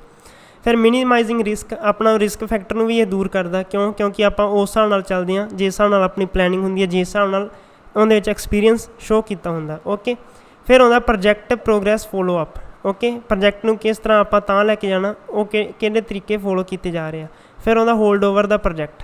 ਓਕੇ ਜੀ, ਓਕੇ, ਹੁਣ ਆਪਾਂ ਆਬਜੈਕਟਿਵ ਕੁਐਸਚਨ ਕਰਦੇ ਹਾਂ। ਇਹ ਵੀ AAA ਬ੍ਰਾਈਟ ਅਕੈਡਮੀ ਦੀ ਬੁੱਕ ਦੇ ਕੁਐਸਚਨ ਆ। ਤੁਸੀਂ ਜਾ ਕੇ ਉਹਨਾਂ ਦੇ YouTube ਚੈਨਲ ਨੂੰ ਵਿਜ਼ਿਟ ਕਰੋ, ਸਬਸਕ੍ਰਾਈਬ ਕਰੋ, ਉਹਨਾਂ ਦੀਆਂ ਵੀਡੀਓ ਵੀ ਲਾਈਕ ਕਰੋ, ਠੀਕ ਹੈ। ਕਿਉਂਕਿ ਹੁਣ ਦੇਖੋ ਆਪਾਂ ਅਗਰ ਉਹਨਾਂ ਦਾ ਮਟੀਰੀਅਲ ਮੈਂ ਤੁਹਾਡੀ ਹੈਲਪ ਲਈ ਅਗਰ ਇੱਥੇ ਲੈ ਕੇ ਆ ਰਿਹਾ ਕੁਛ ਚੀਜ਼ਾਂ, ਤਾਂ ਤੁਹਾਡਾ ਵੀ ਫਰਜ਼ ਬਣਦਾ ਕਿ ਤੁਸੀਂ ਯਾਰ ਉਹਨਾਂ ਦੀਆਂ ਵੀਡੀਓ ਨੂੰ ਵੀ ਫੋਲੋ ਕਰੋ, ਲਾਈਕ ਕਰੋ, YouTube ਚੈਨਲ ਨੂੰ ਸਬਸਕ੍ਰਾਈਬ ਕਰੋ, ਠੀਕ ਹੈ। ਕਿਉਂਕਿ ਜਿਹੜਾ ਮਟੀਰੀਅਲ ਮੇਰਾ ਆਪਦਾ ਹੋਊਗਾ ਉਦੋਂ ਮੈਂ ਕਦੇ ਨਹੀਂ ਕਿਸੇ ਦਾ ਕਹਿੰਦਾ ਹੁੰਦਾ ਕਿ ਉਹਦੇ ਕੋਲ ਜਾ ਕੇ ਐਂ ਕਰੋ, ਉਹਦੇ ਕੋਲ ਜਾ ਕੇ ਐਂ ਕਰੋ। ਬਟ ਹਾਂ, ਜਦੋਂ ਮੈਨੂੰ ਜਿਹੜੇ ਟੀਚਰ ਦਾ ਵਧੀਆ ਲੱਗਦਾ ਆਪਾਂ ਦਿਲੋਂ ਰਿਸਪੈਕਟ ਕਰੀਦੀ ਆ ਕਿ ਉਸ ਟੀਚਰ ਨੂੰ ਵੀ ਜਾ ਕੇ ਯਾਰ ਤੁਸੀਂ ਸਪੋਰਟ ਕਰੋ, ਠੀਕ ਹੈ। ਤਾਂ ਚਲੋ ਹੁਣ ਆਪਾਂ ਕੁਐਸਚਨ ਕਰਦੇ ਹਾਂ ਆਬਜੈਕਟਿਵ ਕੁਐਸਚਨ। ਓਕੇ, ਇਹਦੇ ਵਿੱਚ ਕੀ ਆ? ਰਿਸੋਰਸ ਰੈਫਰਸ ਟੂ, ਬਈ ਰਿਸੋਰਸ ਕਿਹਦੇ ਦੁਆਰਾ, ਰਿਸੋਰਸ ਕਿਹਨੂੰ ਕਿਹਾ ਗਿਆ? ਮੈਨ ਪਾਵਰ ਨੂੰ, ਮਸ਼ੀਨਰੀ ਨੂੰ, ਜਾਂ ਮਟੀਰੀਅਲ ਨੂੰ, ਜਾਂ ਆਲ ਆਫ ਥੀਸ? ਇਹਦਾ ਆਨਸਰ ਆਊਗਾ ਆਲ ਆਫ ਥੀਸ। ਓਕੇ, ਫਿਰ ਉਹਦਾ ਡਿਵੈਲਪ, ਇਹਦੇ ਨਾਲ ਰਿਲੇਟਡ ਆ ਕੁਐਸਚਨ ਪ੍ਰੋਜੈਕਟ ਰਿਪੋਰਟ ਨਾਲ ਰਿਲੇਟਡ ਟੂ ਪ੍ਰੋਜੈਕਟ ਰਿਪੋਰਟ ਜਿਹੜਾ ਹੁਣ ਟੋਪਿਕ ਆਪਾਂ ਕੀਤਾ। ਇਹ ਕੁਐਸਚਨ 2 ਦਾ ਆਨਸਰ ਤੁਸੀਂ ਦੱਸੋ ਕੀ ਆਊਗਾ? ਡਿਵੈਲਪਿੰਗ ਆ technology is an example of. ਜਦੋਂ ਆਪਾਂ ਟੈਕਨੋਲੋਜੀ ਨੂੰ ਡਿਵੈਲਪ ਕਰਦੇ ਹਾਂ ਤਾਂ ਉਹ ਕਿਹਦੀ ਐਗਜ਼ਾਮਪਲ ਆ? ਉਹ ਆਪਾਂ ਕਿਹਨੂੰ ਡਿਵੈਲਪ ਕਰ ਰਹੇ ਹੁੰਦੇ ਹਾਂ? ਕਿ ਆਪਾਂ ਪ੍ਰੋਸੈਸ ਨੂੰ ਡਿਵੈਲਪ ਕਰ ਰਹੇ ਹਾਂ, ਕਿ ਆਪਾਂ ਪ੍ਰੋਜੈਕਟ ਨੂੰ ਡਿਵੈਲਪ ਕਰ ਰਹੇ ਹਾਂ, ਕਿ ਆਪਾਂ ਸਕੋਪ ਨੂੰ, ਜਾਂ ਸਾਰਿਆਂ ਨੂੰ ਡਿਵੈਲਪ ਕਰ ਰਹੇ ਹਾਂ? ਉਦੋਂ ਆਪਾਂ ਡਿਵੈਲਪ ਕਰਦੇ ਪਏ ਹੁੰਦੇ ਹਾਂ ਪ੍ਰੋਜੈਕਟ ਨੂੰ, ਠੀਕ ਹੈ। ਪ੍ਰੋਜੈਕਟ ਨੂੰ ਡਿਵੈਲਪ ਕਰਨਾ ਹੀ ਆਪਣੀ ਟੈਕਨੋਲੋਜੀ ਡਿਵੈਲਪਮੈਂਟ ਕਹਿਲਾਉਂਦੀ ਆ। ਓਕੇ, ਤੀਜਾ ਕੁਐਸਚਨ ਆ ਦਾ ਪ੍ਰੋਜੈਕਟ ਲਾਈਫ ਕੰਸਿਸਟ ਆਫ। ਇਹਨਾਂ ਵਿੱਚੋਂ ਜਿਹੜੀ ਪ੍ਰੋਜੈਕਟ ਦੀ ਲਾਈਫ ਆ ਉਹ ਕਿਹਦੇ 'ਤੇ ਡਿਪੈਂਡ ਕਰਦੀ ਹੈ, ਜਾਂ ਕੀ ਆ ਉਹ ਪ੍ਰੋਜੈਕਟ ਦੀ ਆਪਣੀ life? Understanding the scope of project, ਬਈ ਆਪਾਂ ਪ੍ਰੋਜੈਕਟ ਨੂੰ ਸਮਝਣਾ ਕਿ ਹਾਂ ਯਾਰ ਇਹਦਾ ਸਕੋਪ ਕਿੰਨਾ ਕੁ। ਆਬਜੈਕਟਿਵ ਆਫ ਦਾ ਪ੍ਰੋਜੈਕਟ, ਬਈ ਆਪਾਂ ਆਬਜੈਕਟਿਵ ਕੀ ਆ, ਕਾਹਦੇ ਲਈ ਆਪਾਂ ਪ੍ਰੋਜੈਕਟ ਆਪਾਂ ਵਿੱਢਿਆ ਹੋਇਆ। Formulation and planning various activity, ਆਪਾਂ ਪਲੈਨਿੰਗ ਕਰਨੀ ਆ ਪਹਿਲਾਂ ਕਿ ਹਾਂ ਆਪਾਂ ਇਹ ਵਾਲੀਆਂ ਐਕਟੀਵਿਟੀ ਇਸ ਪ੍ਰੋਜੈਕਟ ਨਾਲ ਕਰਾਂਗੇ, ਤਾਂ ਆਨਸਰ ਆਪਣਾ ਆਜੂ ਆਲ ਆਫ ਥੀਸ। ਓਕੇ, ਠੀਕ ਹੈ। Following are the responsibility of the project manager. Project manager ਦੀ ਕੀ ਰਿਸਪੋਂਸੀਬਿਲਿਟੀ ਬਣਦੀ ਆ? ਕੀ ਬਣਦੀ ਹੈ ਬਾਈ? ਉਹਦੀ ਦੇਖੋ ਕਿ ਉਹ ਬਜਟਿੰਗ ਐਂਡ ਕੋਸਟ ਕੰਟਰੋਲ ਕਰਦਾ, ਕਿ ਉਹ ਐਲੋਕੇਟਿੰਗ ਦਾ ਰਿਸੋਰਸ, ਕਿ ਉਹ ਟਰੈਕ ਕਰਦਾ ਪ੍ਰੋਜੈਕਟ ਦੇ ਐਕਸਪੈਂਡੀਚਰ ਨੂੰ, ਜਾਂ ਆਲ ਆਫ ਥੀਸ? ਇਹਦਾ ਆਨਸਰ ਮੇਰੇ ਖਿਆਲ ਆਜੂ ਆਲ ਆਫ ਥੀਸ। 1 ਮਿੰਟ ਮੈਂ ਚੈੱਕ ਕਰਕੇ ਦੱਸ ਹੀ ਦਿੰਦਾ ਤੁਹਾਨੂੰ। ਹਾਂਜੀ, ਇਹਦਾ ਆਨਸਰ ਵੀ ਆਲ ਆਫ ਥੀਸ ਆ ਜਾਊਗਾ, ਠੀਕ ਹੈ ਜੀ। ਓਕੇ, ਬਸ ਅੱਜ ਆਪਾਂ ਕੁਐਸਚਨ ਨਹੀਂ ਹੋਰ ਵੀ ਹੈਗੇ ਯਾਰ, ਹੈਗੇ ਆ। ਓਕੇ, ਤਾਂ following are the phases project management life cycle. ਬਈ ਆ ਤੁਹਾਨੂੰ ਫੇਸ ਦਿੱਤੇ ਹੋਏ ਆ, ਜਿਵੇਂ design, marketing, analysis and evolution, inspection, test and delivery. ਇਹ ਕੁਛ ਕੁ ਸਾਈਕਲ ਆ, ਲਾਈਫ ਸਾਈਕਲ ਆ। ਆਪਾਂ ਇਹਨਾਂ ਨੂੰ ਅਰੇਂਜ ਕਰਨਾ ਕਰੈਕਟ ਆਰਡਰ ਦੇ ਵਿੱਚ, ਵੀ ਸਭ ਤੋਂ ਪਹਿਲਾਂ ਕਿਹੜੀ ਚੀਜ਼ ਹੁੰਦੀ ਆ, ਉਸ ਤੋਂ ਬਾਅਦ ਕਿਹੜੀ ਚੀਜ਼ ਹੁੰਦੀ ਆ। ਸੋਚੋ, ਹੁਣ ਆਪਸ਼ਨ A ਚੈੱਕ ਕਰਦੇ ਹਾਂ, ਠੀਕ ਹੈ। ਸਭ ਤੋਂ ਪਹਿਲਾਂ ਕੀ ਆ? ਐਨਾਲਾਈਸਿਸ ਆਪਾਂ ਕਰਦੇ ਹੁੰਦੇ ਹਾਂ, ਠੀਕ ਹੈ, ਬਿਲਕੁਲ ਪਹਿਲੇ ਨੰਬਰ 'ਤੇ 3 ਹੀ ਆਊਗਾ, ਹੋਰ ਕਿਤੇ 3 ਹੈਗਾ ਪਹਿਲੇ 'ਤੇ? ਸੋ ਐਲੀਮੀਨੇਟ ਹੋ ਜਾਵਾਂਗੇ ਇੱਕ ਵਾਰੀ। ਚਲੋ ਫਿਰ ਵੀ ਆਪਾਂ ਦੇਖਦੇ ਹਾਂ, ਚੈੱਕ ਕਰਦੇ ਹਾਂ, ਰੁਕੋ। ਓਕੇ, ਸਭ ਤੋਂ ਪਹਿਲਾਂ ਆਪਾਂ ਐਨਾਲਾਈਸਿਸ ਕਰਾਂਗੇ ਐਂਡ ਐਵੋਲਿਊਸ਼ਨ ਕਰਾਂਗੇ, ਉਹਦੀ ਹਿਸਟਰੀ ਵਗੈਰਾ ਦੇਖਾਂਗੇ। ਫਿਰ 2 ਨੰਬਰ 'ਤੇ ਕੀ ਹੁੰਦਾ? ਫਿਰ ਆਪਾਂ ਮਾਰਕੀਟਿੰਗ ਦਾ ਸੋਚਾਂਗੇ, ਠੀਕ ਹੈ। 1 ਨੰਬਰ 'ਤੇ ਫਿਰ ਆਪਾਂ ਉਹਦੀ ਡਿਜ਼ਾਈਨ ਨੂੰ ਪਲਾਨ ਕਰਾਂਗੇ। ਮਾਰਕੀਟਿੰਗ ਦੇਖਣ ਤੋਂ ਬਾਅਦ ਆਪਾਂ ਪ੍ਰੋਜੈਕਟ ਦਾ ਡਿਜ਼ਾਈਨ ਬਣਾਵਾਂਗੇ। 4ਥੇ ਨੰਬਰ 'ਤੇ ਆਪਾਂ inspection, test and delivery. Last ਇਹੀ ਹੁੰਦਾ ਕਿ ਜਦੋਂ ਆਪਾਂ ਪ੍ਰੋਡਕਸ਼ਨ ਆਪਣੀ ਕਰ ਲਈ ਅਤੇ ਉਹਦੀ ਆਪਾਂ ਇੰਸਪੈਕਸ਼ਨ ਟਾਈਮ ਟੂ ਟਾਈਮ ਕਰਦੇ ਰਹਿਣਾ। ਫਿਰ ਆਪਾਂ ਜੇ ਚੀਜ਼ ਕੋਈ ਹੈਗੀ ਆਪਾਂ ਨੂੰ ਲੱਗਦਾ ਉਹਨੂੰ ਆਪਾਂ ਟੇਸਟ ਕਰਨਾ, ਉਸ ਤੋਂ ਬਾਅਦ ਆਪਾਂ ਡਿਲੀਵਰੀ ਵੱਲ ਜਾਣਾ। ਇਸ ਕਰਕੇ option A is correct answer. Okay ਜੀ। 6ਵਾਂ ਹੈਗਾ design face consist of. Design, ਇਹਨਾਂ ਵਿੱਚੋਂ ਡਿਜ਼ਾਈਨ ਦਾ ਫੇਸ ਕੀ ਆ? ਕਿ ਉਹ ਇਨਪੁੱਟ ਰਿਸੀਵਡ ਆ, ਆਊਟਪੁੱਟ ਰਿਸੀਵਡ ਆ, ਜਾਂ ਦੋਨੇ ਆ, ਜਾਂ ਕੋਈ ਵੀ ਨਹੀਂ ਆ? ਇਹ ਦੋਨੇ ਆ, ਠੀਕ ਹੈ। 7ਵਾਂ ਅੱਜ ਦਾ ਆਪਣਾ ਲਾਸਟ ਕੁਐਸਚਨ ਆ, ਇਹ ਤੁਸੀਂ ਆਪ ਕਰਨਾ ਹੈਗਾ। ਪ੍ਰੋਜੈਕਟ ਪਰਫੋਰਮੈਂਸ ਕਿਹਦੇ 'ਤੇ ਡਿਪੈਂਡ ਕਰਦੀ ਹੈ? ਟਾਈਮ 'ਤੇ ਕਰਦੀ ਹੈ, ਕੋਸਟ 'ਤੇ ਕਰਦੀ ਹੈ, ਕੁਆਲਿਟੀ 'ਤੇ ਕਰਦੀ ਹੈ, ਜਾਂ ਸਾਰਿਆਂ 'ਤੇ ਕਰਦੀ ਆ? ਇਹ ਤੁਸੀਂ ਮੈਨੂੰ ਥੱਲੇ ਕਮੈਂਟਾਂ ਦੇ ਵਿੱਚ ਦੱਸਣਾ, ਅਤੇ ਨਾਲ ਤੁਸੀਂ ਕਮੈਂਟ ਇਹ ਵੀ ਲਿਖਣਾ ਕਿ ਤੁਹਾਨੂੰ ਟੋਪਿਕ ਕਿਹੜਾ ਚਾਹੀਦਾ। ਹੁਣ ਕਮੈਂਟ ਵਿੱਚ ਜਿਹੜਾ ਮੈਨੂੰ ਬੱਚਾ ਦੱਸ ਦੂਗਾ 12-1 ਵਜੇ ਤੱਕ ਦੱਸ ਦੂਗਾ ਕਿ ਸਾਨੂੰ ਜਾਂ ਤਾਂ ਪੰਜਾਬ ਇਕੋਨਮੀ ਕਰਾ ਦਿਓ, ਜਾਂ ਫਿਰ ਲਾਈਸੈਂਸਿੰਗ ਇਹਨਾਂ ਦੋਨਾਂ ਵਿੱਚੋਂ ਦੱਸੋ ਤੁਸੀਂ ਕੀ ਕਰਨਾ। ਜੇ ਕੁਛ ਨਹੀਂ ਕਰਨਾ ਤਾਂ ਕਮੈਂਟ ਨਾ ਹੀ ਕਰੋ ਜੀ, ਠੀਕ ਹੈ। ਮੇਰੇ ਕੋਲ ਵੀ ਟਾਈਮ ਘੱਟ ਹੀ ਆ। ਚਲੋ ਜੀ ਠੀਕ ਹੈ, ਹੁਣ ਮਿਲਦੇ ਹਾਂ ਅਗਲੀ ਵੀਡੀਓ ਵਿੱਚ। ਜੇ ਬਣਾਈ ਤਾਂ ਅਗਲੀ ਵੀਡੀਓ 'ਚ ਜ਼ਰੂਰ ਮਿਲਾਂਗੇ, ਨਹੀਂ ਤਾਂ ਤੁਹਾਨੂੰ ਸਾਰਿਆਂ ਨੂੰ ਪੇਪਰ ਲਈ all the very very very best. I hope ਕਿ ਤੁਸੀਂ ਸਾਰੇ ਹੀ ਵਧੀਆ ਪਰਫੋਰਮ ਕਰਕੇ ਆਓਗੇ। ਅਤੇ ਮੈਂ ਚਾਹੁੰਦਾ ਕਿ ਯਾਰ ਆਪਣੇ ਜਿੰਨੇ ਵੀ ਮੇਰੇ ਸਟੂਡੈਂਟ ਹੈਗੇ, ਜਿੰਨੇ ਵੀ ਮੇਰੇ ਤੋਂ ਜਿਨ੍ਹਾਂ ਨੇ ਵੀਡੀਓਜ਼ ਕੀਤੀਆਂ ਹੈਗੀਆਂ, ਉਹਨਾਂ ਵਿੱਚੋਂ 4 ਤੋਂ 5 ਐਟਲੀਸਟ 4 ਤੋਂ 5 ਬੱਚੇ ਤਾਂ ਆਪਣੇ ਕਾਉਂਸਲਿੰਗ ਵਾਸਤੇ ਜਾਣ, ਠੀਕ ਹੈ। ਸਿਲੈਕਸ਼ਨ ਦੀ ਤਾਂ ਬਾਅਦ ਦੀ ਗੱਲ ਆ, ਕਾਉਂਸਲਿੰਗ ਵਾਸਤੇ ਜਾਣ, ਉਹੀ ਬਹੁਤ ਹੋਣਗੇ ਮੇਰੇ ਵਾਸਤੇ। ਅਤੇ ਤੁਸੀਂ ਆਪਦਾ ਰਿਵਿਊ ਜ਼ਰੂਰ ਦੇਣਾ ਜਦੋਂ ਤੁਹਾਡਾ ਪੇਪਰ ਹੋ ਜਾਊਗਾ, ਠੀਕ ਹੈ। ਕਿਉਂਕਿ 3 ਤਰੀਕ ਨੂੰ ਮੈਂ ਨਹੀਂ ਹੋਣਾ ਇੱਥੇ। ਤੁਸੀਂ ਕਮੈਂਟਾਂ ਦੇ ਵਿੱਚ ਜ਼ਰੂਰ ਰਿਵਿਊ ਜ਼ਰੂਰ ਦੇਣਾ ਆਪਦਾ, ਠੀਕ ਹੈ। ਕਮੈਂਟਾਂ 'ਚ ਰਿਵਿਊ ਦਿਓਗੇ, ਜਦੋਂ ਵੀ ਮੈਂ ਆ ਕੇ 4 ਤਰੀਕ ਨੂੰ ਪੜ੍ਹੂੰਗਾ, ਮੈਨੂੰ ਬਹੁਤ ਖੁਸ਼ੀ ਹੋਊਗੀ ਕਿ ਤੁਹਾਡਾ ਜਿਹੜਾ ਰਿਜ਼ਲਟ ਕਿਵੇਂ ਰਿਹਾ, ਤੁਹਾਡੀ ਪਰਫੋਰਮੈਂਸ ਕਿਵੇਂ ਰਹੀ, ਇੱਕ ਵਾਰੀ ਜ਼ਰੂਰ ਆ ਕੇ ਦੱਸਣਾ, ਚਾਹੇ ਕਿਵੇਂ ਵੀ ਰਹੀ, ਠੀਕ ਹੈ। ਓਕੇ ਜੀ, bye bye, God bless you all, love you all, bye ਜੀ। ਆਪਣਾ ਧਿਆਨ ਰੱਖਣਾ, ਸਾਰੇ ਜਾਣੇ ਘਰਾਂ 'ਚ ਰਹੋ ਜੇ, ਠੀਕ ਹੈ।